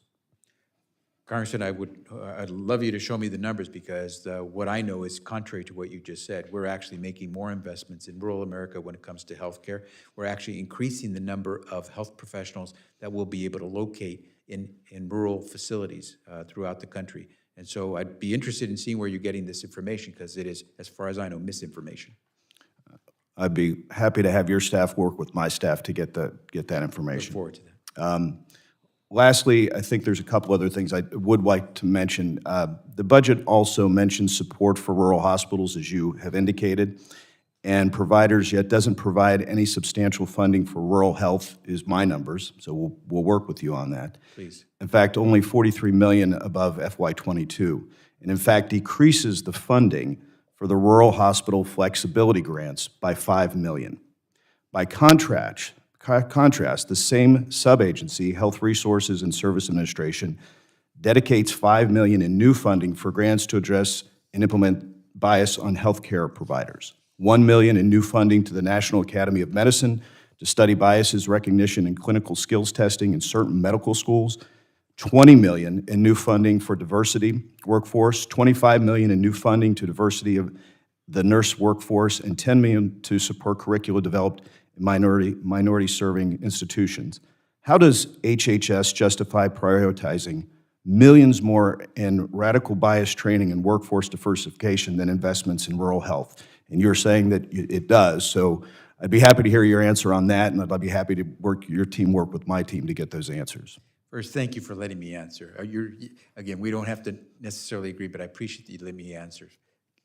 One very important clarification, as I mentioned before to some other questions that were asked. The budget that we presented was based on what we saw coming forward under the continuing resolution, which you know is at a different funding level, much lower than the omnibus, which was the end result for the budget. Because we had to be fiscally responsible and base our 2023 projections on what we had from 2022, and those were based on the CR, we lowered all of our projections. That's why you might see some areas of funding that seem lower. We are absolutely prepared to work with you and others to make sure that we now that we know what the omnibus provided us, give you the true reflection of what we'd like to invest in those areas. But I will tell you that we are making major investments in rural America when it comes to healthcare. On the issue of equity and diversity, we're simply trying to do what I would hope you would want us to do. If you found that the federal government were letting out grants and resources to every place but your congressional district, you probably would be interested in finding out why. Well, there are many communities in America that are being left out all the time, whether it's in research trials where you don't find every American has a chance to participate, which skews the results of those research trials because we're only looking at a particular segment of America and hoping to apply that throughout the country. What I would say to you is, you've been gracious to let me answer. I'm more than willing to work with you to show you that not only do these programs work to provide every American with opportunity, but in rural America, we're making major investments. Thank you, Secretary. Thank you, Chairman. I yield back. Gentleman yields back. I now yield 5 minutes to the gentleman from New York, Mr. Higgins. Thank you, Mr. Chairman, and Secretary, welcome. Great to see you again. And so your budget, Health and Human Services, is about $1.9 trillion proposed. 27% increase. Justification is, among other things, pandemic preparedness. We just went through 24 months of a very difficult time with SARS-CoV-2 because for many, many months there was no vaccine. I mean, really the best thing that our healthcare system could do is provide people that were stuck with COVID-19 with Tylenol to reduce fever and pain. And then, a pretty miraculous biomedical achievement in the messenger RNA was established. Not a new technology, but certainly refined for this. And when medical researchers went into it, the anticipation, the hope, was that they would be able to achieve 60, 65%, maybe 70% efficacy. These vaccines are 85, 90, 95% effective. The thing that concerns me is that if we just went through SARS-CoV-2, there was a SARS-CoV-1 17 years ago, with 70% of the genetic similarity to that of SARS-CoV-2. Predating this administration and going back 17 years, why weren't we better prepared in terms of pandemic preparedness, given that we had experienced SARS-CoV-1 when COVID-19 hit? Congressman, first, good to see you, and let me try to give an answer. I'm not going to pretend that I know what was going on in the minds of HHS administration 17 years ago, but what I will tell you is that we've been learning more and more as we go through each of these episodes, and it is unfortunate that the previous administration decided to stand down on pandemic preparedness when they dismantled the very organization that was set up to prepare us for pandemics. They did that right before COVID hit. What I will tell you is that our scientists and our healthcare medical professionals have learned a great deal about some of these viruses. And they believe that they're getting very close to having a SARS type of vaccine that could be effective against any future viruses that are of the COVID source. What I will tell you is that science relies on the public and private sector working together, and for the federal government to be making the investments early and upfront that give our scientific community and our private sector community the confidence to know that if they too really invest big sums of money into this, they'll bear fruit. And that's what we have to continue forward. That's why the president has in his budget proposal, an $82 billion plan to go to what comes next after COVID. The Advanced Research Projects Agency Healthcare includes $5 billion. The president's Moonshot Initiative, which is a very, very welcome sign. But I also see that in addition to that net new money for that program, there's a $200 million cut to the National Cancer Institute. And I would just ask that the administration take a look at that, and perhaps Congress can make a change to that to boost the amount of funding to the National Cancer Institute. Because I often say that the only failure in cancer research is when you quit, or you're forced to quit because of lack of funding. And we are at a point in terms of developing new therapies, particularly immunotherapy, where these are major game changers in a 50-year federal effort to cut cancer and cancer deaths, which is very important. Then finally, the Provider Relief Fund, Phase 4, applications were allowed between December and May. I have the only public hospital in my district, the Erie County Medical Center, and I've just asked you to look at reviewing and expediting their Phase 4 Provider Relief Fund allocation, because as you know, hospitals have taken a major hit during this pandemic. So congratulations on the wonderful job that you've done and the job that your Health and Human Services has done in the past year. Much appreciated. Gentleman's time has expired. I now recognize the gentleman from Florida, Mr. Donalds, for 5 minutes. Thank you, Mr. Chairman. Mr. Secretary, thanks for coming in. Let's hop to it. Got a lot of stuff. Back in February of 2021, how many children did your department take possession of from Homeland Security because of the surge of illegal immigrants at the border under the Biden administration? Congressman, I don't have that number before me, but I can get that to you. All right, so let me ask you the second question. In response to what was happening at the border back in February 2021, it was the position of your agency, your department, to go through the process of setting up tent facilities at Fort Bliss and other facilities across the country. How many facilities does HHS currently have in operation that houses illegal immigrant children in the United States? So Congressman, right now we have a number of the unaccompanied migrant children who are applying for asylum and therefore have a basis under our laws to be here while they go through their process. We have a number of facilities. There are scores of facilities that are what we call licensed care facilities that have the license in the state where they are residing to offer care. There are scores of them throughout the country that we use. Most of the care there. How many? So I've seen some of your facilities. I've toured a couple of them. Unbeknownst to staff, I just kind of showed up. You know, that's the purview you kind of Are have. they the licensed care or are they the emergency? No, these were the facilities at Fort Bliss. When they were still setting up Fort Bliss, I walked on the base and saw some of the facilities. Right. I also saw, if you're in that section, that it appears to me that HHS actually has contracts with various hotels throughout the United States that would house young migrant children in hotel facilities, where it seems like HHS would contract for the hotels and they would cover up the marquee, and we were housing young children. Do you happen to know how many hotels that HHS currently has under contract holding migrant children? There are no hotels under contract. Not anymore? There are no kids in hotels. You sure about that? Unless you know something I don't. I mean, I've seen the facilities. You sure? You name me a hotel. Okay, well, the marquee is covered up, sir, under contract for HHS. We're Let's more move than on. willing. In the facilities that you have where you hold children, how many nurses has HHS contracted with to actually provide health care to children who were being housed by HHS?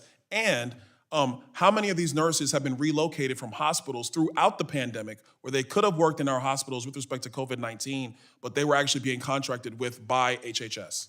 Okay, Congressman, you're convoluting different things into one. That's not a convolution. Yes, you are. If you contract with nurses, and I have hospitals in my district that can't find nurses because they're losing contracted nurses to Texas or Arizona, that's not a conflict. That's not a conflict. There's a pool of people who have an ability to work. So how many nurses have been contracted with by HHS? So Congressman, again, you have to distinguish between the licensed care facilities and the emergency intake sites that we operate. In the emergency intake sites, how many nurses has HHS contracted? I can try to get you any numbers we have, but because they are emergency intake sites, and this is important, we don't provide the same level of services that you get in a licensed care facility. By being a licensed care facility, they have some of those licensed professionals there providing services. How many licensed care facilities does HHS currently have dealing with the illegal immigrant issue caused by the Biden administration? I want to make sure I don't misspeak, but it is at least dozens, if not hundreds. Okay, question. How many teachers currently are contracted with by HHS? Because in one of the facilities, there was actually education being going on, and there is a contract associated with that. How many teachers are contracted? Again, are you speaking licensed care facilities? These are the emergency care facilities. I'd have to get you that number because, again, we're not obligated to provide educational services at these emergency intake sites. Okay, real quick. I know sometimes these hearings, it seems like we're going back and forth, but that's because we have a limited amount of time, a lot to get to. Quick question. When I was at one of the Border Patrol facilities, I believe it was down by Fort Bliss, El Paso section, there are buses and there are motor coaches that were coming and picking up children 15 at a time, 20 at a time, 30 at a time. How many buses is HHS contracted to move illegal immigrant children across the United States away from holding facilities by the Department of Homeland Security? So Congressman, I would ask you to make sure that your reference is accurate. These kids have requested asylum, whether or not It's they... regardless of their asylum question, is how much has HHS contracted with to move children across the United States? But their presence here is not as you categorize it, because they have requested asylum, and therefore it is an unfair characterization. Did may they ultimately have to leave request the country. asylum at the southern border at an illegal point of entry, yes or no? Is the southern border an illegal point of entry for immigration purposes, yes or no? When you are requesting asylum, you are conveying that you are trying to escape persecution. All right, real quick, 15 seconds. Last question, Mr. Secretary. Title 42 is about to be undone by the administration. Does your budget account for a surge of new migrants, illegal immigrants, however you want to phrase it, that are going to come to the southern border and request asylum under the most broad interpretation of asylum in American history? Is HHS prepared in the current budget to deal with the massive increase of people that are going to come to the United States, including illegal immigrant children? We appreciate the work that Congress has done to provide us resources to try to provide the legally obligated services for these unaccompanied migrant children. We're going to do the best we can with the resources that we have. Gentleman's time has expired. I now recognize the gentlewoman from the Virgin Islands, Ms. Plaskett, for 5 minutes. Thank you very much, Mr. Chairman, for holding this hearing. I want to thank you, Mr. Secretary, for your patience and for your service in the Biden administration. I want to personally thank you for your leadership when you were a colleague here and all of the advice and support you gave me as a new member coming to work for the people of America. So thank you, and I know that your staff are incredibly happy to work with you. Wanted to ask you some questions that were specifically related to Medicaid. What is the level of federal Medicaid funding for the territories?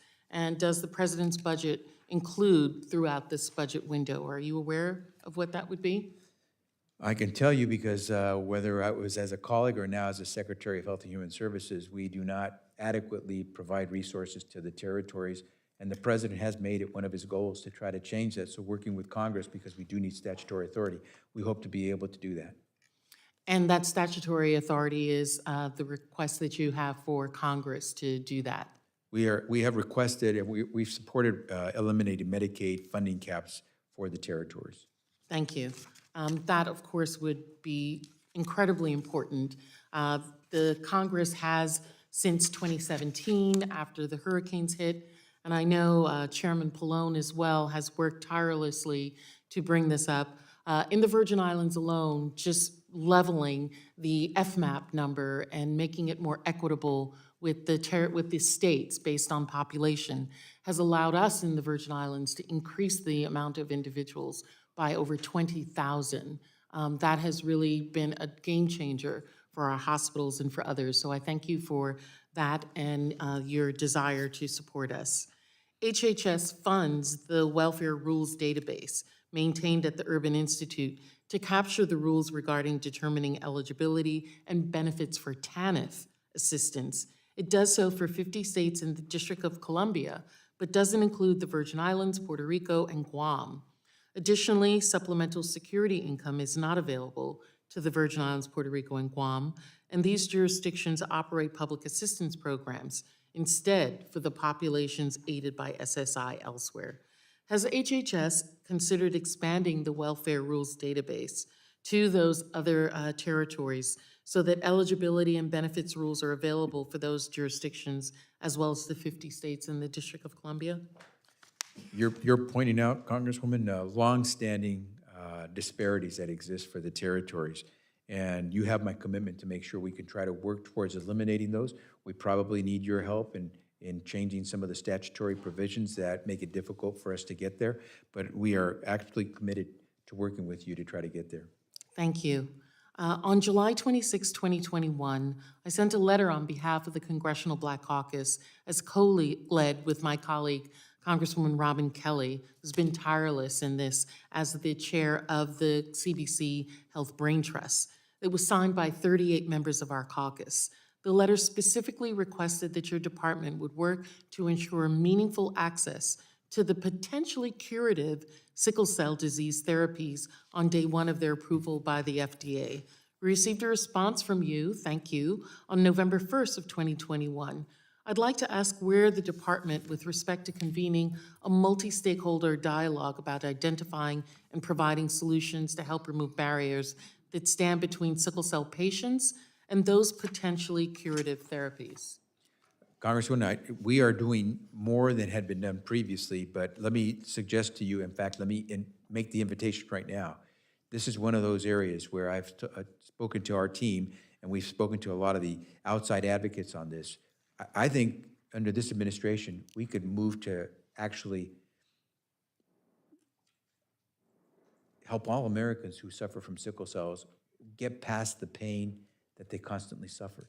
We have learned so much, and with the technology that we have today, there is no reason why we couldn't target sickle cell. And so, having done a meeting at NIH on this particular issue, I think that we are prepared to tell you that if you're interested, we'd like to join with you, because if we get the resources, we could really blow this one out of the water. Well, thank you for that. This has been a disease that has really just been pain managed by government as well as our researchers. And we recognize now through some incredible work that this may be a disease that we can cure.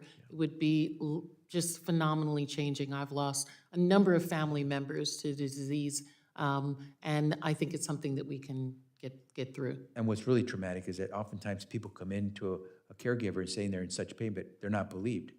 People don't, and it's not until they find out that they have sickle cell that they realize, okay, you must be undergoing severe pain. But it's the difficulty of people presenting with pain and not being believed. That's what's really hard to believe. Thank you so much, and I yield back.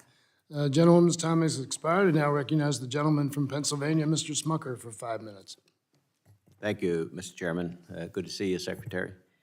I have two issues I'd like to bring up. One is specific to my state, at least I'm aware of it only in my state. I've been troubled by efforts underway in the state led by Governor Wolf through Medicaid officials at the Pennsylvania Department of Human Services. And I support the right. I have hospitals in my area and providers that some are members of collecting are unionized and others are not.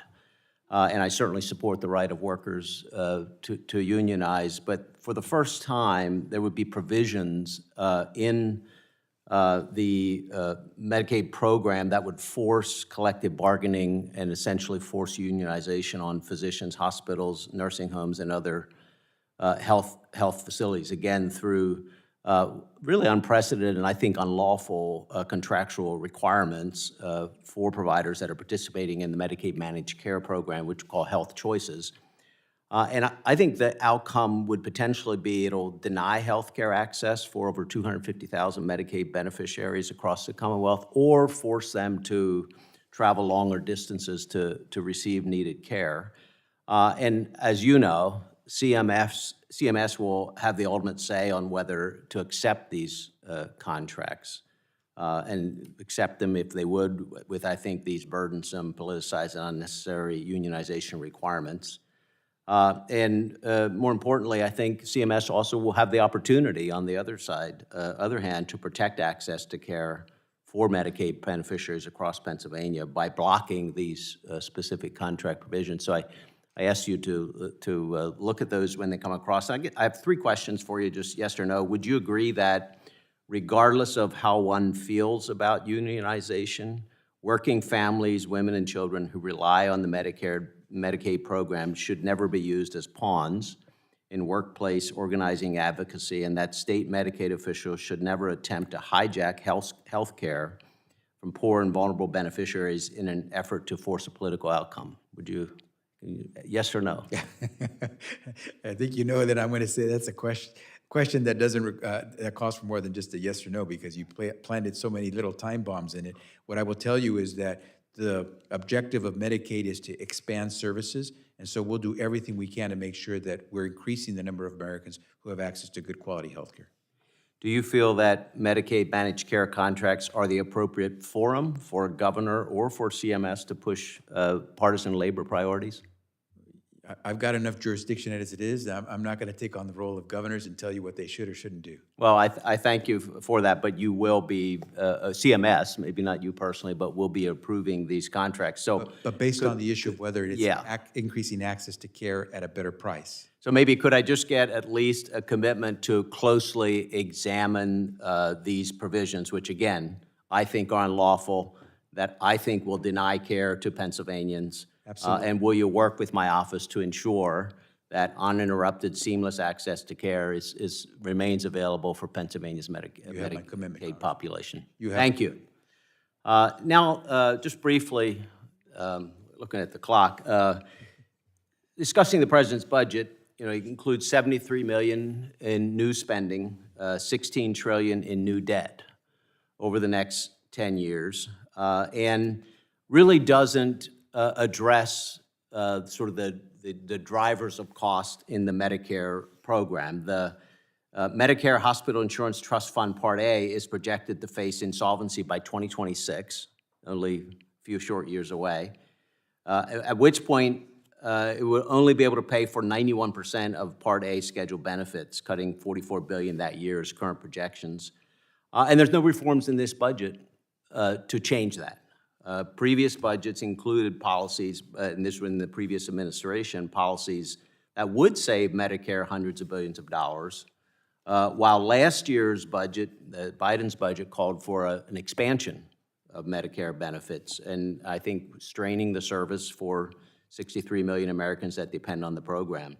So another year gone by, insolvency another year closer. Is your agency examining any meaningful solutions to ensure that we can continue the promise that has been made to individuals relying on Medicare? And Congressman, in 10 seconds, I'm going to do what I know is going to be impossible. I'm going to respond to that question very quickly.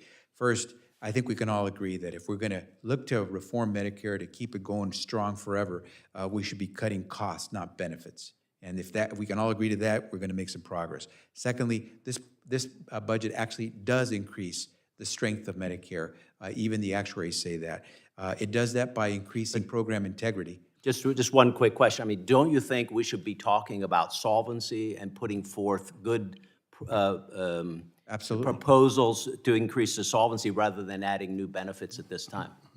Well, if you don't want to cut benefits, then we're in the ballgame to talk. But if you start talking about cutting benefits to try to move when we know there's still waste and fraud in there, then that's a non-starter. But we're going to move towards value care versus volume of care, and we're going to work with you closely because, as you know, and I say this having served in this chamber for 24 years, the real people who can make sure Medicare is there in the long run for our grandkids are you all, not us, because you have the votes to change the laws. Gentlemen, We'll work with you. Gentleman's time has expired. Now recognize the gentlewoman from Virginia, Ms. Wexton, for 5 minutes. Thank you, Mr. Chairman. Now, I wasn't in here earlier, Mr. Secretary, but I understand that someone on the other side of the aisle made some rather hurtful and hateful and ignorant comments about transgender kids. And I know that a lot of our friends across the aisle may think that that's good politics, but to me, at the end of the day, all they're doing is bullying defenseless children. And where I come from, that is not good politics. Now, I don't understand how any adult, especially a member of Congress, can say these things when they understand what a big problem youth suicides are in the LGBTQ community. And in case they don't know what a big problem that is, I have some statistics because according to the Trevor Project, 46% of LGBTQ youth seriously considered attempting suicide in the past year, including more than half of transgender and non-binary youth. Does that sound like statistics that you're familiar with, Mr. Secretary? That's what we're hearing. Okay, thank you. And if you don't trust the Trevor Project, how about these statistics from the American Academy of Pediatrics? More than half of transgender male teens who participated in the survey reported attempting suicide in their lifetime, while 30% of transgender female teens said that they attempted suicide. Among non-binary youth, 42% of respondents stated that they had attempted suicide at some point in their lives. Is that consistent with what you're hearing? That's what we're hearing. Right. So it's just really shocking to me that our colleagues across the aisle think that picking on this group of kids who are among the most vulnerable on the planet, really, think that that's good politics. Because to me, it's not. I think that these kids need to be supported. How about you, Mr. Secretary? And if I could just add, I mean, they're children. I don't care what you call them or what they look like. They're children. I have 3. I hope you'll respect my 3 daughters as much as I will respect your children or anyone else's. It makes no difference what they call themselves or what they want to do. They have a life. We should respect it and stay out of their business. Thank you, Mr. Secretary. And just because y'all don't understand it doesn't mean it's not real, doesn't mean it's not valid, and doesn't mean that it should be vilified. Certainly doesn't mean that. So I hope that you won't do that. And to all the transgender kids across the country, please know that you do have supporters here in Congress. Amen. And Mr. Chairman, I do appreciate your indulgence on this because this is so horrifying for me, what is happening with our friends across the aisle. And I do hope that they'll reconsider because this is a vulnerable population and they certainly need our support, not our vilification. Thank you, Mr. Chairman. With that, I'll yield back. Gentlewoman yields back. Now recognize the gentleman from Virginia, Mr. Good, for 5 minutes. Well, thank you, Mr. Chairman, and I don't know to whom the previous comments were directed, but it will change the start of my remarks at least. I think it's demonstrated that those transgender youth or those gender-confused youth, that when we come alongside them and encourage that confusion or reinforce that confusion or deceive their parents about that confusion, we solidify the emotional strains, the psychological strain, and the problems that happen as a result of that. Why don't we follow the God-created science of 2 genders? Why don't we help a child who is confused about their gender work through that? Study after study shows that most of them will find their way back appropriately if we just support them in the right way in that confusion, instead of trying to help them to be more confused about how God created them. God makes no mistakes. And it's really a travesty that we would try to politicize children in this way, and that we would have school systems come alongside and support these children in their confusion and deceive the parents about that confusion. And we would also have entertainment companies, politicians, and all the rest try to do that, instead of teaching the children the truth. Instead of teaching them the truth and teaching them the God-created design of 2 genders, which we all know to be true, we get into instead harming these children by supporting them in this confusion in a negative way, quite frankly. Mr. Secretary, who do you think, changing gears, should be permitted to illegally enter our country? Who do you think should be permitted to illegally enter our country? Well, you're talking about violating the law if you're saying it's illegal. Why would we permit anyone to violate the law? I agree with that. We're certainly doing that to the tune of $2 million last year. We're helping those illegally enter our country to the tune of $2.2 million last year. So you don't think anyone should be allowed to enter our country illegally? Well, you've mischaracterized what's happening because we have laws, and so long as... It would be great if we would actually enforce and follow the laws that we have. That is correct. Do you think anyone should be turned away who tries to enter our country illegally? Anyone who doesn't have the authorization to be in this country does not have the right to stay. If you had your way, how many illegals would you allow into our country? Again, there are migrants... Do you think there should be some limits to that? What is the end game? How should it be, or should it be at all limited? May I respond? This budget, the president's budget, the fiscal year budget, the 23 budget that he's proposed, includes a $150 million cut for immigration customs enforcement, provides $4 billion, however, to reward Central American countries that are flooding the U.S. with illegal immigrants. However, contains zero accounting for the amount of taxpayer dollars that are being spent on flights to transport illegal aliens from the border to the interior of the country, making every town a border town, every state a border state. My home community of Lynchburg, Virginia, we just had an illegal alien convicted of murder, MS-13 gang member who was permitted in this country illegally, making even my community in Lynchburg, Virginia, a border town, a border community. This budget also contains zero accounting for the amount of taxpayer dollars that are spent on housing for these illegal aliens, on top of the already $2 billion that was diverted from the American Rescue Plan to the border for COVID-19 testing, vaccines, therapeutics, and so forth for non-Americans. The president's plan to further reduce border funding for our agencies will require HHS to help in a greater capacity to process these illegals into the country, not to prevent, but to help process them, facilitate them into the interior of our country. Do you think the administration is prepared to effectively vet the surge of illegal aliens that will result from this reduced enforcement funding in addition to the termination of Title 42? You wish Are we ready for the surge? Do you wish me to respond to the question? Go ahead. We are doing everything we can to make sure that we deal with any migrant child who's unaccompanied that comes into our custody from DHS. We're prepared to go from 7,000 a day to 18,000 a day. We have a legal I know those are not all UACs or not all children, but We have a legal obligation to make sure that any child who is unaccompanied does not stay in DHS detention. so all of our for efforts 3 to be days. to get them through, to get them in the interior of the country instead of trying to prevent this from happening. Does the president's budget seek to combat the fentanyl that's pouring across the border at all? Because with this reduced funding on the border enforcement piece of it, he said in the State of the Union that he wants to fight the opioid epidemic. We're having it come across in record numbers, killing a record number of Americans. Is there anything in the budget that's going to help enforce or combat the fentanyl that's pouring across the southern border? I hope you're not implying that our Border Patrol and Customs Enforcement agents aren't doing their job at the border. I am absolutely declaring that we are not letting Border Gentlemen- Patrol do their gentlemen's job. time is- Absolutely, we're not letting Border Patrol do their job. Absolutely. Gentlemen's time has expired. You may respond if you want. I disagree with further? them. They're working hours long in trying to do their work. It's unfair to criticize them for the work that they're doing and say that they're not doing enough. I now recognize the gentlewoman from California, Ms. Chu, for 5 minutes. Well, first, I just have to make a statement in response to what was said earlier. Yes, God makes no mistakes, and that means that transgender kids are not a mistake and deserve our support to be who they are. Well, turning to a different subject, what I came to ask about, which was, Secretary Becerra, wonderful to have you here today. I wanted to ask about reproductive choice.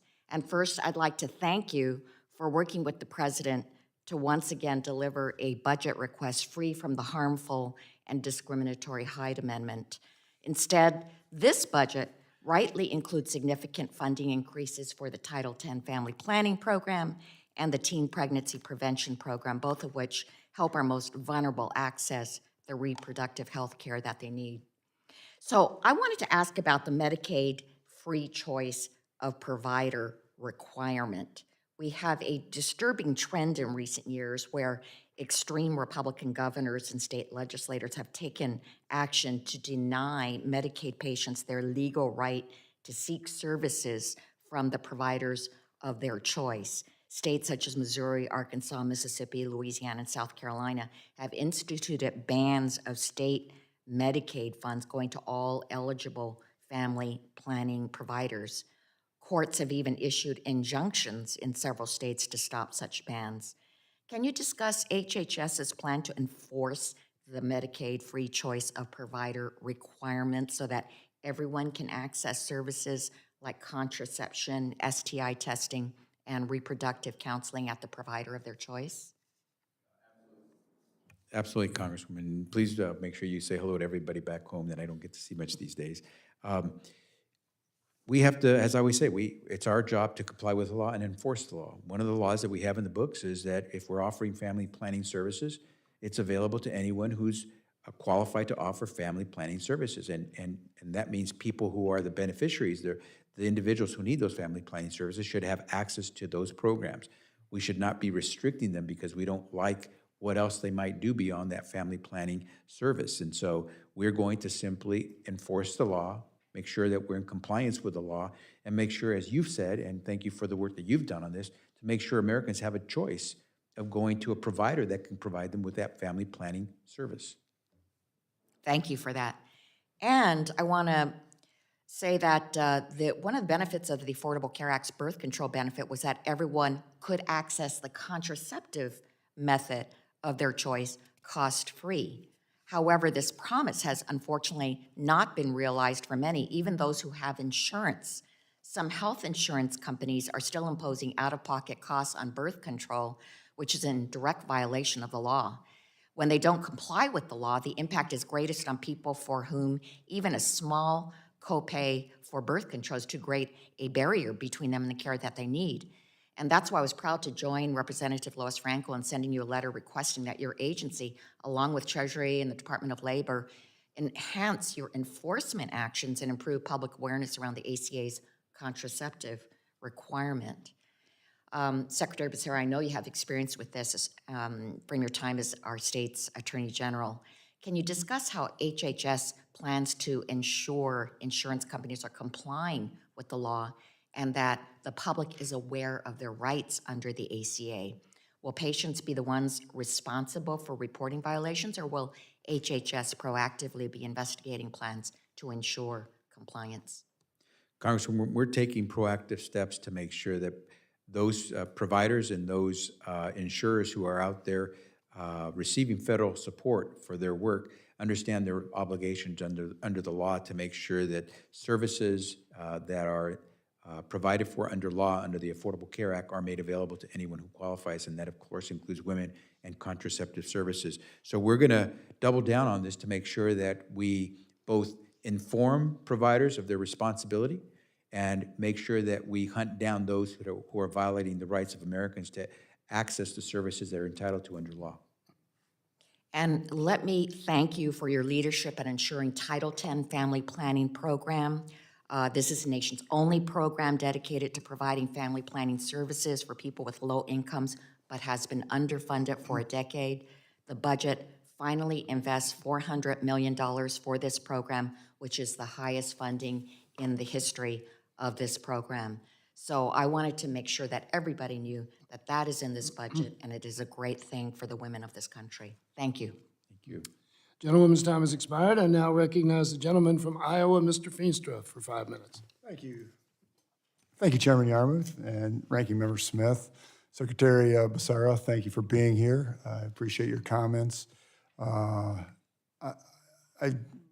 looking at this and thinking what twisted webs we weave. The FY22 Omnibus Bill just passed with Democrats in control of the House and the Senate and the White House. Every chamber passed the current budget. President signed it into law. And the Hyde Amendment, which bans federal funding of abortion, was in it. And yet, can you confirm that to include the Hyde Amendment for FY22 funding bill, your budget does not? I'm wondering why that is. It is not, because the president has made it very clear that he wants to make sure that we are providing under the law all of the services that Americans should be entitled to. But he signed the bill. The Democrats approved the bill. I'm missing something here. I mean, you have Democrats control the House, the Senate, and the presidency. He signed it, and yet now he's not doing that? I'm missing this. What he signed was the current fiscal year budget. So it was good then, but not now. Is that what you're saying? Are you suggesting that we shut down government? No, I'm just simply suggesting I want to know why is this happening? I mean, if he didn't sign it, we would have had to shut down government. And so are you suggesting? No, he is. I'm saying he has signed. He signed a bill that the Hyde Amendment was in it, and now you're saying we don't want it anymore. Are you saying he had a choice? Could he have extracted the Hyde Amendment?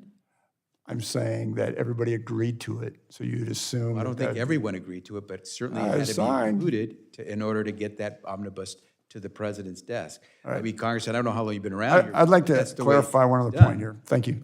Last week, the OMB Director Young testified to the committee that the budget assumes that even given insolvency, that Medicare spending would continue at its current rates. I also asked the director to clarify how, according to page 5 of the Department of Treasury's Green Book, the budget can work when it assumes that Congress passed Build Back Better last year. It assumed that, which we didn't, right? But the book is assuming that.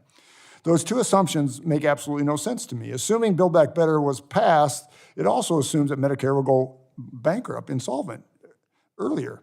On the reverse, expanding Medicare under the assumed Build Back Better law, which they say is in here, would drastically change Medicare spending. So Medicare spending accounts for 15% of all our spending, and it's going up dramatically. So my question is, Mr. Secretary, why doesn't the budget address this? Medicare is on track to be insolvent by 2026. Congressman, if you read the budget, you'll see that the president's budget request does provide further support to strengthen Medicare. Oh, yeah, I agree. But it also, in the same budget, creates Build Back Better. So then it dramatically expands Medicare. More services to seniors is a pretty good thing. And I'm not arguing that. I'm simply saying, based on the budget, that you're dramatically expanding Medicare under the Build Back Better, which is in the budget. It's assuming on page 5. And yet, I just heard you talk to Congressman Smucker, and you're saying, you know what, we'll be okay. That's not what the budget says. If you read the budget, you I read it very realize that closely. it reduces the deficits in the long term. It actually provides for a very fiscally responsible But way. not the unfunded liability of Medicare. Congressman, there are provisions in the president's budget that extend the fiscal strength of Medicare. There are provisions in there that would provide for further program integrity. And as I I agree mentioned with earlier, I believe this administration is prepared to speak to anybody who wants to talk about strengthening Medicare by cutting costs, not by cutting benefits. Okay, thank you. Thank you for that. But I don't need any more comments, but I just want to say this. When you add Build Back Better and all that you're doing for Medicare, all the extra pieces, Medicare is going to go insolvent a lot faster. It will. And you don't have to. You're saying we should not improve Medicare for seniors? I'm simply saying to you is your budget does one thing. It's sort of a shell game, right? It's a shell game saying, No. hey, we're going to do this dangling thing over here, but don't look over here, what's going to happen in 10 years. No, the president's budget reduces the deficit. It does so because it's fiscally responsible. At the same time, the president clearly wants to make sure we improve Medicare services and benefits. Short term, it does, but I'm looking 10 years out, and that's what the budget does. Thank you. I yield back. Gentleman yields back. Now recognize the gentlewoman from California, Ms. Lee, for 5 minutes. Thank you, Mr. Chairman. Hello again, Mr. Secretary. Nice to see you. Let me just clarify one thing with regard to the Hyde Amendment. The Hyde Amendment was passed, I was a staff person here for the Honorable late Congressman Ron Dellums, when Henry Hyde inserted the Hyde Amendment in the mid-'70s. That amendment was to deny the full range of reproductive health care, including abortions, to low-income women and women of color. Thank goodness our bill did not include that after all of these years when we sent that to the Senate. And so the Senate, unfortunately, held it up, and the government could have shut down if it hadn't been for the negotiations. And so who sacrificed for making sure that the government would not shut down? It was low-income women and women of color. And we're going to continue until we provide equity, racial justice for everyone, every person in this country, and that includes Black and brown women and low-income women. And so, Mr. Secretary, I just want to make sure that's clarified, that the government could have shut down, and I'm glad that you signed the omnibus bill, but we're going to keep fighting until justice is done. So thank you very much. Let me ask you about HIV and AIDS. During the Labor-H Appropriations Subcommittee hearing last Thursday, you mentioned that the budget for the new $9.8 billion mandatory spending PrEP delivery program largely focuses on bulk purchasing of generic drugs. So let me ask you, with regard to the administration, why has it designated the funding as mandatory rather than discretionary? And have you connected with the stakeholders? And also, is there a consensus on how the $2.8 billion will be distributed? With the availability of low-cost generic and free drug programs for people who are uninsured, I'm hearing from the HIV community that access to the drug is not the issue. What I've heard is that clinics need funding to cover lab services and medical visits for the uninsured. There's also a need for community outreach programs and provider education and training programs and other wraparound services. And so can we ensure that the new PrEP program focuses on these support services also? And how is this going to be structured, given that it's right now not discretionary? Congressman, I think, as always, this is the president's proposal. I suspect that you and your colleagues will try to work this budget to make it something that works as best possible. We'll be there to support. What we do want to do is make a commitment to make sure that everyone has an opportunity to have the life-saving therapies that are available now to anyone with HIV/AIDS. And we will do everything we can to make it affordable for everyone in America. And so we're more than willing to work with you. If you think there's some better ways of doing it, we are certainly willing to listen. This is the president's budget proposal. At the end of the day, as you just finished your discussion in terms of the omnibus, you all will determine what the budget looks like. But we hope what it will do is make a major investment in PrEP and doing all the things that we need to do to really tackle HIV/AIDS. Thank you very much, and we'll work with you on that because I think we have some ideas about a better way to do this. Also, the National Academy of Sciences, Engineering, and Medicine issued a report recently on primary care that estimates 85 deaths per day in the United States are the result of declining access to primary care. Your budget proposes a $5 million increase for training in primary care medicine, thank goodness. Is the proposed investment in primary care part of a larger strategy to address the growing shortage of primary care? And also, we're working with an initiative that the National Academy put forth in recommending some pathways and strategies for Black medical physicians and engineers, and the African-American community is lacking in terms of African-American primary physicians. And Congresswoman COVID made it even more clear how much of a gap there is in getting professionals, healthcare professionals, into many communities in this country. And so we are absolutely committed in making a difference there. We want to increase the funding that we have for the pipeline of those medical professionals. We want to make sure that they are able to afford getting those medical degrees. And we want to make sure that we provide them. I should give you a real quick example. My son-in-law is about to finish in about 2 months his residency program as a pediatrician. He will be, as a result of a federal program, the Public Health Service Corps program, he is now about to serve for 5 years in a medically underserved area of the country. He was able to do that and go to medical school without having to pay for it because he's made that commitment to serve for 5 years.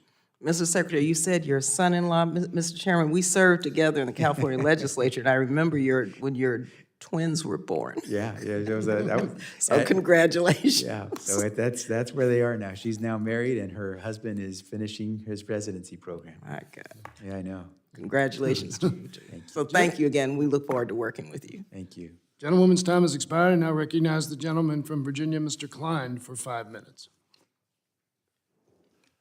Thank you, Mr. Chairman. Thank you, Mr. Secretary, for being here again. I got to speak to you last week on the Labor HHS sub, and appreciate you being here. Earlier, you stated that gain-of-function research was not directly or indirectly funded, and that U.S. taxpayer dollars did not go to the Wuhan laboratory. Is that a correct statement? The National Institute of Health and HHS does not fund I lost it. Gain of function. Gain of function, thank you very much. It's a long day. Gain of function research, and certainly not directly to, or even indirectly to Wuhan Institute of Virology. Okay. I'm looking at a letter from October 20th, 2021, where a top NIH official responded to Ranking Member Comer that EcoHealth Alliance, a nonprofit that has sent U.S. funds to the Wuhan lab, had not been transparent in their work. So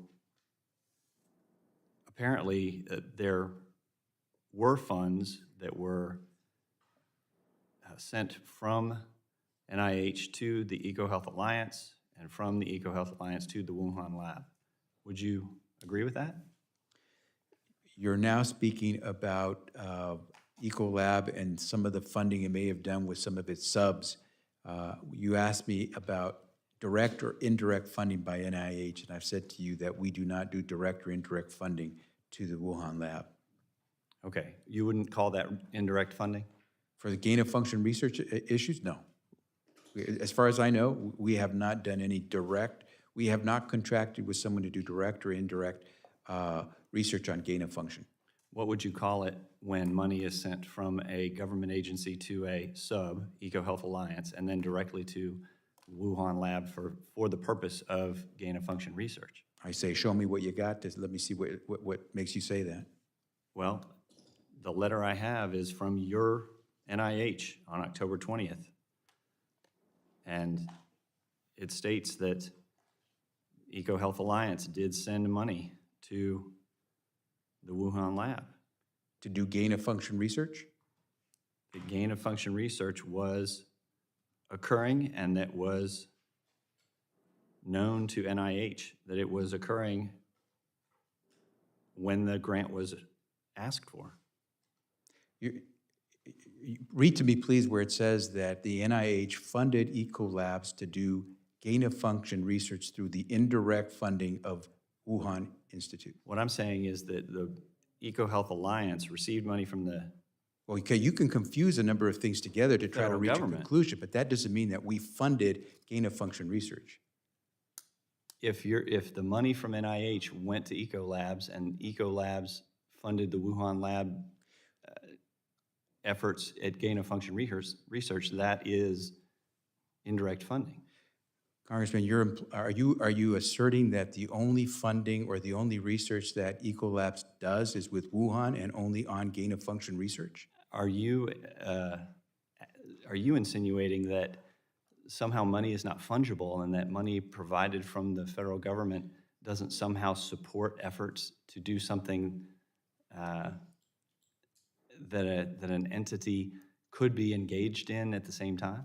I'm trying to answer your question. Your question was, does the federal government, does HHS, or does NIH fund gain-of-function research to the Wuhan lab of research that the Wuhan Institute of Virology does? And I said to you, no. Well, money is fungible, as you well know, and I would argue to the contrary. And so if you don't wish to amend or clarify your statement, I'll just... I think it's clear, Congressman. I think it's intentionally evasive on the part of you and on the part of NIH to avoid taking responsibility for funding gain-of-function research.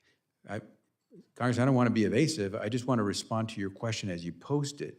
If you want me to answer the question about whether Ecolab may do any other types of research or fund others, that might be a different question. But you're asking if we, the federal government, are funding the Wuhan Institute of Virology to do gain-of-function research, and the answer is no. Well, Ecolabs knows that they funded it. NIH knows that Ecolabs funded it. You know that they funded it. The American people know that they funded it. And I'm disappointed in the evasion today. I yield back. Does the gentleman have any interest in submitting documentation for the record? Mr. Chairman, I'm happy to submit the letter from Ecolab to NIH for the record. Okay, without objection. Gentleman's time has expired. I now recognize the gentleman from Pennsylvania, Mr. Boyle, for 5 minutes. Thank you, Mr. Chairman, and it's wonderful to see literally the first person who welcomed me after my election 8 years ago back. Mr. Secretary, thanks for being with us. And I want to focus on something that actually I have not heard for quite a while, at least in this hearing, and something I fear we're not focusing on the way we should be in Congress or even in society, and that is our twin challenges of substance abuse problems as well as the mental health crisis. You might recall about 4 or 5 years ago, actually, the substance abuse issue, the closely related overdose issue got a lot of attention, which was a good thing. But it is then, partly, I suspect, because of the pandemic, but partly because the media has a short attention span. Unfortunately, this subject has kind of receded in the public's attention, which is completely contrary to where we actually are in both of these twin crises. For example, and this is according to the CDC, in a 12-month period ending in April 2021, we had an increase of 28.5% over the exact same period the year before in terms of drug overdoses. Now over 100,000 a year for the first time in American history. And then with respect to the mental health crisis, just anecdotally, won't even cite statistics, the number of people in my own life, close to me, who have now suffered with this, the number of friends I have who have a loved one who has suffered, it is not overstating the situation to call it a crisis. So I was really impressed with your testimony. I was so glad that you focused on both of these issues in your written testimony. Also, the commitment to invest more than $100 billion over 10 years to transform the mental health as well as substance abuse disorder coverage system in the country. And I was hoping, I wanted to give you the opportunity to talk a little bit about beyond the dollars and cents, what exactly that means. Congressman, thank you for that.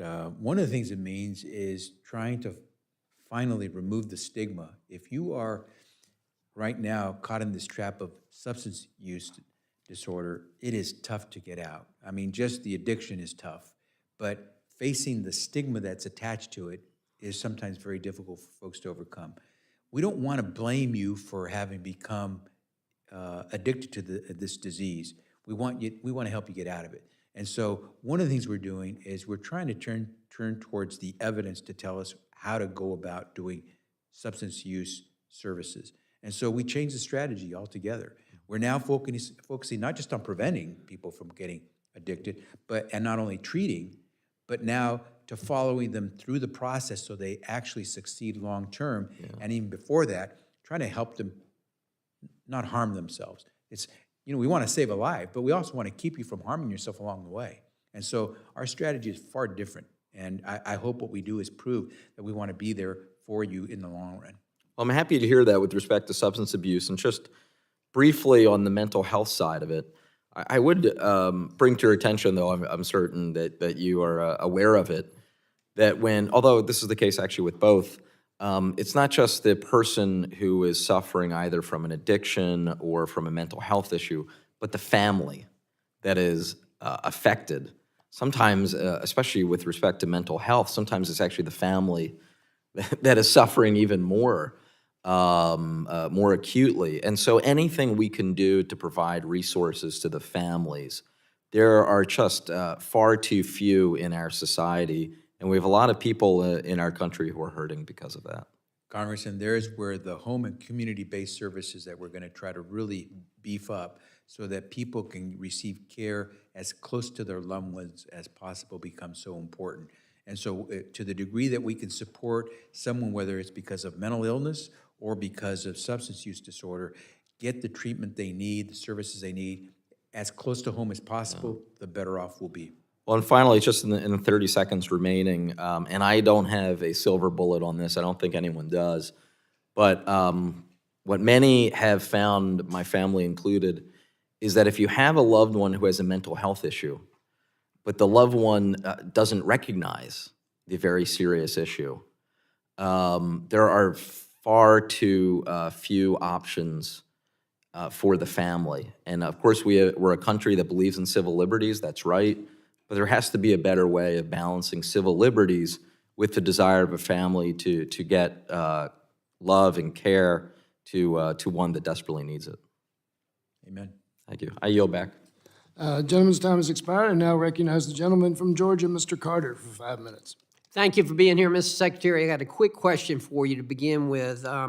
It's about the Medicare Area Wage Index. I'm sure you're familiar with that. And it's hurting hospitals in my district. Now, I represent South Georgia. Keep in mind, there are two Georgias. There's Atlanta and everywhere else. And I'm talking about everywhere else, okay? And I'm talking about a very rural area. And it is really hurting our hospitals. And I've got legislation. It is H.R. 4066, the Save Rural Hospitals Act, and it establishes an area wage adjustment floor for Medicare hospital payments.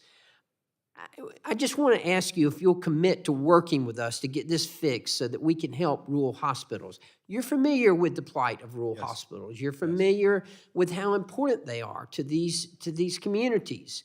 And you know that they're struggling. You know a lot of them are closing down. This will help, and we need your help on this, and I just want to get that commitment from you. With the number of facilities that are closing down in rural America, it is alarming. Absolutely, you got my commitment to work with you.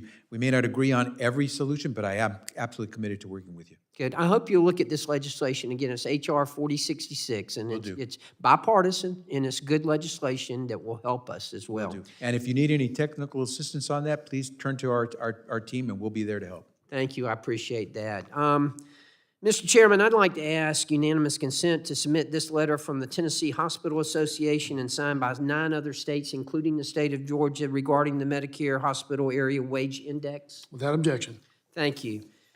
Now, Mr. Secretary, I want to ask you about, I actually sent you a letter. I led a letter about this and had 53 signatures of my colleagues on it. It has to do with the President's fiscal year 2023 budget. And once again, it promotes taxpayers' funding of abortions by excluding the longstanding bipartisan Hyde Amendment protections that prohibit the use of taxpayer dollars to subsidize abortion services. Are you aware of that? Congressman, I'm fully aware of this issue and the deeply held beliefs that really reside behind it. Thank you. I wanted, the letter that I sent you and that was signed, as I say, by 53 of my colleagues, it mentioned in there our concerns about the task force on reproductive health. And you're familiar with that? I believe that's something that was implemented, instigated by your office? It absolutely was. Okay, well, you know, that was on the 49th anniversary, I believe, of Roe versus Wade, where you announced that you'd be forming this task force with the explicit purpose, as I understand it, of promoting abortion in response to pro-life laws passed by states and increase abortions in foreign countries? Congressman, I have long supported reproductive decisions and privacy under Roe v. Wade. Okay, but what about the Hyde Amendment? And what I'm getting at here, 73% of Americans oppose using their tax dollars to pay for abortions in other countries. 73%. And just recently, in January, a majority of Americans opposed taxpayer funding for any abortions here in America as well. So we're talking about taxpayers' dollars here being used for something that they're opposed to, and that is for taking the life of the unborn. And that's from my perspective. The task force that, as I understand it, it formalizes the pro-abortion advocacy at home and abroad it's already been promoted through HHS. Does this new task force intend to use federal funds to advocate against state laws to protect the unborn? The purpose of the task force is to make sure that we are enforcing the laws that are in place and protecting people's rights under those laws. Including the Hyde Amendment? Any law that's in place, we would Including Hyde, that's easy, yes or no? Including the Hyde Amendment? we will enforce and protect the rights of people under all our existing laws. Including the Hyde Amendment, yes. We will. Yeah, okay. I'm a pharmacist. I'm not a lawyer, so you can use your lawyer talk with me. But I'm being pretty clear. We're going to enforce every pretty law. clear, and that includes the Hyde Amendment, which protects the unborn and prohibits the use of taxpayers' money for abortion. As I said, we're going to protect every person's rights under existing law. I'm not excluding any particular laws. I'm just going to make sure I enforce the laws properly. I am obligated to comply with the law. And so if there's a law in place, I'm going to comply with it. Good. And that shows us and tells me how important it is that we make sure that Hyde Amendment rules are added into any budget and into any laws, any appropriations that we have. So thank you, Mr. Secretary, for being here. Appreciate your indulgence, and I yield back. Thank you for your questions. Gentleman yields back. I now recognize the gentleman from New York, Mr. Jeffries, for 5 minutes. Thank you very much. Good evening, Mr. Chairman. Good evening to our very distinguished witness. It's good to see you. I've had the opportunity to call you Chairman Becerra, General Becerra, and now Secretary Becerra. I appreciate your distinguished record of service, and of course, welcome back to the House of Representatives. When President Biden came into office in early 2021, I believe about only 2.8 million Americans were fully vaccinated against COVID at the time. Is that correct? Less than 1%, that's correct. And about 15 months later, how many Americans are fully vaccinated? Over 217 million. It's an extraordinary accomplishment. Does that happen by accident, or how did that actually occur? It is neither accident or coincidence. It was a lot of hard work on the part of many of the people at HHS and throughout government, and a lot of the folks out there in the private sector and in local government as well. None of my colleagues on the other side of the aisle supported the American Rescue Plan. How instrumental was the American Rescue Plan in helping to stand up a public health infrastructure with respect to both the vaccination accomplishments that you and others within the Biden administration are responsible for, as well as our general efforts at working through this deadly once-in-a-century pandemic? Indispensable. Without it, hundreds of millions of Americans wouldn't have the level of protection they have. Hundreds of thousands of healthcare providers, doctors, nurses, hospitals, healthcare clinics would not have been able to receive reimbursement for some of the costs they've incurred to provide those services to Americans to stop COVID. The American people are understandably fatigued as it relates to this deadly pandemic, and it's been with us now for 2+ years. And we've been through multiple variants, Delta variant, Omicron variant. Now we've got a subvariant, I believe, officially it's referred to, BA2, I believe. But this is still a challenge. And more than 900,000 Americans have been killed by COVID-19. That's an extraordinary amount of people. That's a lot of pain and suffering and death that have been experienced in every community across America. Rural, urban, suburban, exurban, small town America, Appalachia. How should we be thinking about this moment that we're in as Congress is contemplating additional funding for the next phase of working through this pandemic? Don't go AWOL, not at this time, not when we're so close. This is not the time to turn off the burners that let us go ahead and, as one of your colleagues said, Mr. Horsford said, to crush COVID. This is our chance to crush COVID. This is the wrong time to not provide the resources to crush COVID. I agree. And in terms of the possibility, or at least the recommendation that I believe has now been publicly made in terms of perhaps the importance of an additional vaccination shot, certainly for people who've got pre-existing conditions that may cause a COVID infection to be far more deadly, and certain age groups, I believe now north of 50. Does the administration currently have the resources necessary to ensure, as has been done up until this point, that vaccinations are available for every American who chooses, who has the freedom of choice and exercises that freedom to get vaccinated? We have fortunately made investments that allow us to have vaccines that we need for what we know we must do. But if we get to the point, for example, of requiring doses for the fall, another boost in the fall, we probably would not have the resources to provide that to all Americans if indeed FDA says it's appropriate to provide that to those, and CDC, I say it's appropriate to provide those all adults 18 and over, or perhaps even children as well. We would not have the therapeutic medicines that we need if we have another surge in the fall.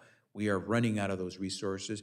We did a lot of planning, so we have vaccines in place for those who need them today, but we don't have the resources, and therapeutics as well, and some of the testing, but that's going to quickly dwindle. And remember, we're at the front of the line in getting these vaccines, these therapeutics, because we made the investments early in big numbers. If we don't do that, we go to the back of the line. And lastly, how important do you think making the investments in terms of the availability of therapeutics will be for us to get to a point where we can return to some semblance of new normal as we emerge from the current phases of the pandemic? It's critical. It's the all the above approach, because certainly the vaccine are the best way to deal with this, because if you can prevent the contraction of COVID, that's the best thing. But if someone does get it, to keep them from going to the hospital or perhaps dying, the therapeutics are very important. And so all of that, along with the testing, along with the masks, along with the things that keep us safe, are critical to crush COVID. Thank you, Mr. Chairman. And thank you, Mr. Secretary, for your testimony and for your service. Thank you to you. The gentleman's time has expired. Now recognize the gentlewoman from Texas, Ms. Jackson Lee, for 5 minutes. Thank you very much, Mr. Chairman, and thank you, Mr. Secretary. It's a pleasure to be in the room with you. And let me acknowledge that America has a great deal to be thankful for this administration and under your leadership. You were an early appointee, and we're delighted that people are living because we took hold of the reins and had a no-nonsense plan to ensure all Americans, and I want to emphasize in particular, impoverished and uninsured Americans as well. In the state of Texas, we are literally the poster child for uninsured. We're the poster child for the poor handling of COVID in the early stages. We have upwards of some 90,000 cases and maybe 50,000 dead. And we continue to have the issue of low vaccination rates in different portions of our state. We somewhat fell victim to no masks, fights about masks, and other destructive elements that certainly were not positive. So I want to just go right to the heart. The administration put forward a very positive and effective COVID package that would include impoverished being able to be covered or the uninsured, as well as to make sure that there would be dollars for those who may be coming in petitioning for asylum, and making sure that those individuals might be vaccinated. In addition, we were very much concerned about the international aspect of a very small world. Can you tell me what medical health impact a skinny COVID has? We certainly want to move forward on a COVID bill, but what do we leave out and what danger do we face? Congresswoman, we disclose how we utilize the resources we get. What it simply means is that we will be back sooner than you think, saying we're here again, we're depleted in our resources, and we need to finish the job. And so I will simply say to you that we're going to use whatever resources you give us the best we can to keep COVID at bay. And I hope that we don't let our guard down and have some future variant come back and just squeeze us the way it did back in 2020. One of the issues that we all face is mental health and substance disorder. You have put a sizable amount in the president's budget or in your budget. Tell me what you're doing agency-wide to ensure the parity between physical and mental health. My colleague just spoke about the dangers, the damages. I would add that one of the most dangerous calls are domestic violence calls for police officers, but in the mix of that is someone having a mental health crisis. So, Congressman, I don't think there's any other way to say it, but that the president's budget is a game changer. It takes mental health services and the approach to tackling mental health conditions to a different level. When you are willing to commit not only discretionary but mandatory dollars to the degree the president has, so that we can help states attack the crisis that we see in our communities on mental health. I hope what Congress will do is accept the challenge and help us, because there are people crying out today for help. We're getting ready to launch the 988 three-digit code that will be available for people to call, similar to 911. The 988 will be for those who are suffering severe mental stress and who are on the verge of doing something that they will regret. We want to make sure that when that system goes live nationwide, that if someone is going to take the time to make the decision to call us instead of going the wrong decision, that they get an answer, not be put on hold or get a busy signal. And let me just quickly indicate, I would hope, as you well know, we have those community public health clinics around America. I'd like to see us dedicate some totally to mental health services. And I hope as we continue, we'll have an opportunity to discuss that. Let me just quickly say, let me thank you for the emphasis on childcare, Head Start, the block grants, and you might comment on how important that is coming out of the pandemic. As I do that, let me ask unanimous consent to put into the record an article dealing with White House Burdens Initiative to address long-term COVID-19, and then an article about UMC, a hospital in Houston. Without objection. Thank you. I would like to raise the UMC hospital and just ask that I get a report back on that issue and to see whether there's any reconsideration. But I'd appreciate your comment on the mental health, and then thank you for what occurred in the CMS settlement that gave us a lifeline until September regarding the Medicaid. I'd like to continue working with you on how we can solve that 1115 problem. But could you just comment very briefly on the child care that you all have invested in here that I congratulate you on? Thank you. Yeah, and I'll be brief because I know time has expired. I'll simply say this, Congresswoman. I remember the days when the talk was every parent should, if you're going to have a child, start thinking about how you're going to invest now for your child's college education. So start putting away money now so you can afford the tuition of your child. Well, today, Americans are being told not only to save for that college tuition for your child, but be ready, because by the age of 1 or 2, whenever you start childcare, you're essentially spending college tuition level amounts to get basic childcare for your 2 or 3-year-old. That's incredibly difficult for any family that's middle class or below. We need to do something to make childcare affordable. We have a very productive workforce. We don't want people leaving the workforce because they can't find quality childcare. We also have to treat those people who work in childcare as human beings and as professionals, pay them the salary so they don't go off and decide to go flip burgers because they can get more money doing that. Chairman, thank you. Gentlewoman's time has expired. I now yield myself 10 minutes. I promise I will not take anywhere near that time. We'll have no problem getting you out of here well before your hard stop, and we appreciate your patience and responsiveness. There are just a couple things I want to address. One is my colleague here, the ranking member, talks a lot about the American Rescue Plan and his figure, which I will accept as accurate, that even though I don't know what criteria he established, that only 9% of the $1.9 trillion was spent directly on COVID, combating COVID. But the name of the bill was not the American COVID treatment bill or COVID prevention bill. It was the American Rescue Plan. And it was named that because we understood that there was a terrible cost enacted, or a terrible cost that was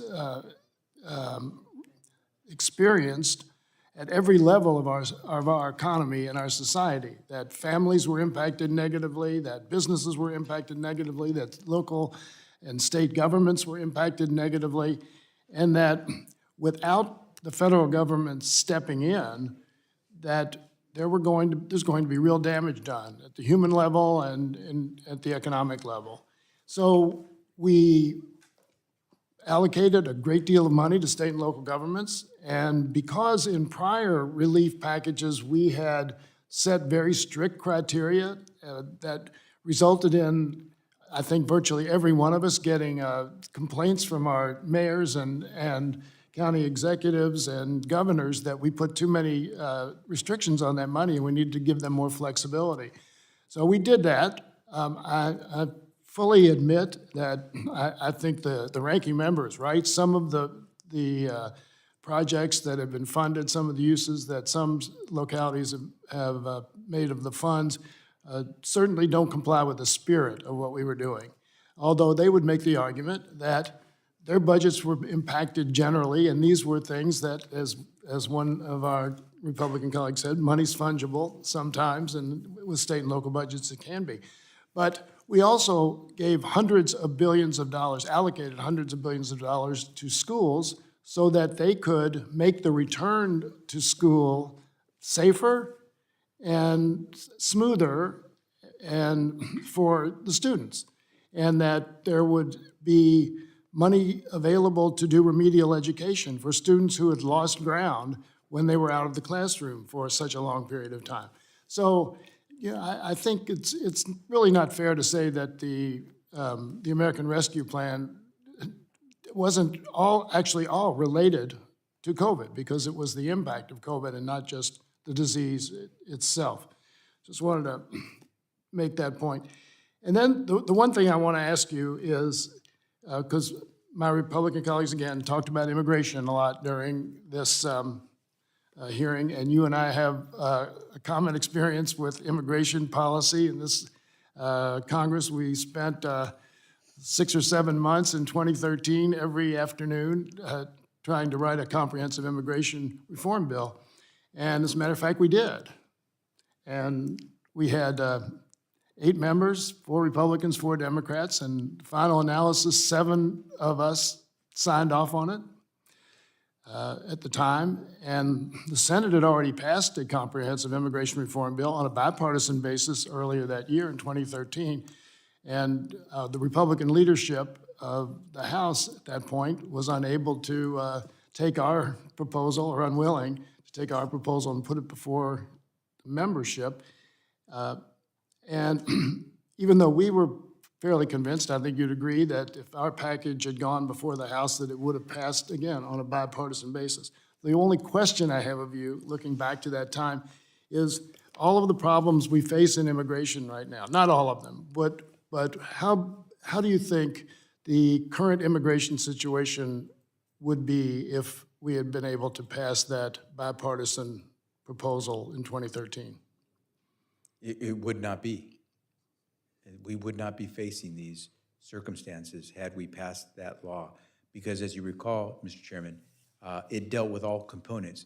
It provided border enforcement in ways that were aggressive and smart. It provided for the needs of our industries and our communities when it came to how we would bring in immigrants into the future. And it provided for a rational way to deal with those who had been in this country for years, like the Dreamers, and a way to rationalize how to address them. Some would get to stay, others would not. And I think if we had passed that law, we would have had a rational approach to the border. And it makes it very difficult when you continue to see a broken immigration system wreak havoc on our policies. Yeah, and after that experience, and I confess I came into that process as way behind the curve on my understanding of immigration law. I don't still know why I was part of that group. I think I was put there to be the answer to which one of these doesn't belong. But I do joke that, no, actually Kentucky was a border state in the Civil War, so that's how I got there. But one of the things that occurred to me, and I think you just said it essentially, is that this is not an optional exercise for this country to do a comprehensive immigration reform. It's mandatory. And the fact that we're not pursuing that aggressively is tragic and is exactly the reason that the problems we're facing now exist. And if, Chairman, if you'd allow me, the fact that we're going through this situation at the border because we don't have a system that lets us process individuals who make a claim for asylum in the appropriate way, it doesn't work. And when it doesn't work, we're sending very mixed messages around the world. And we need to make it work because everyone looks at the U.S. as a place where things work. I appreciate that input. And before we say goodbye to you, I just want to invite you, if the documentation that Mr. Klein has submitted comes, if you would like to view that, whatever documentation, and respond for the record, that would be great. Appreciate that, Chairman. Okay. And with that, I will yield back the balance of my time. And if there's no further business before the committee, I thank you again for your testimony and your service, and this hearing is adjourned.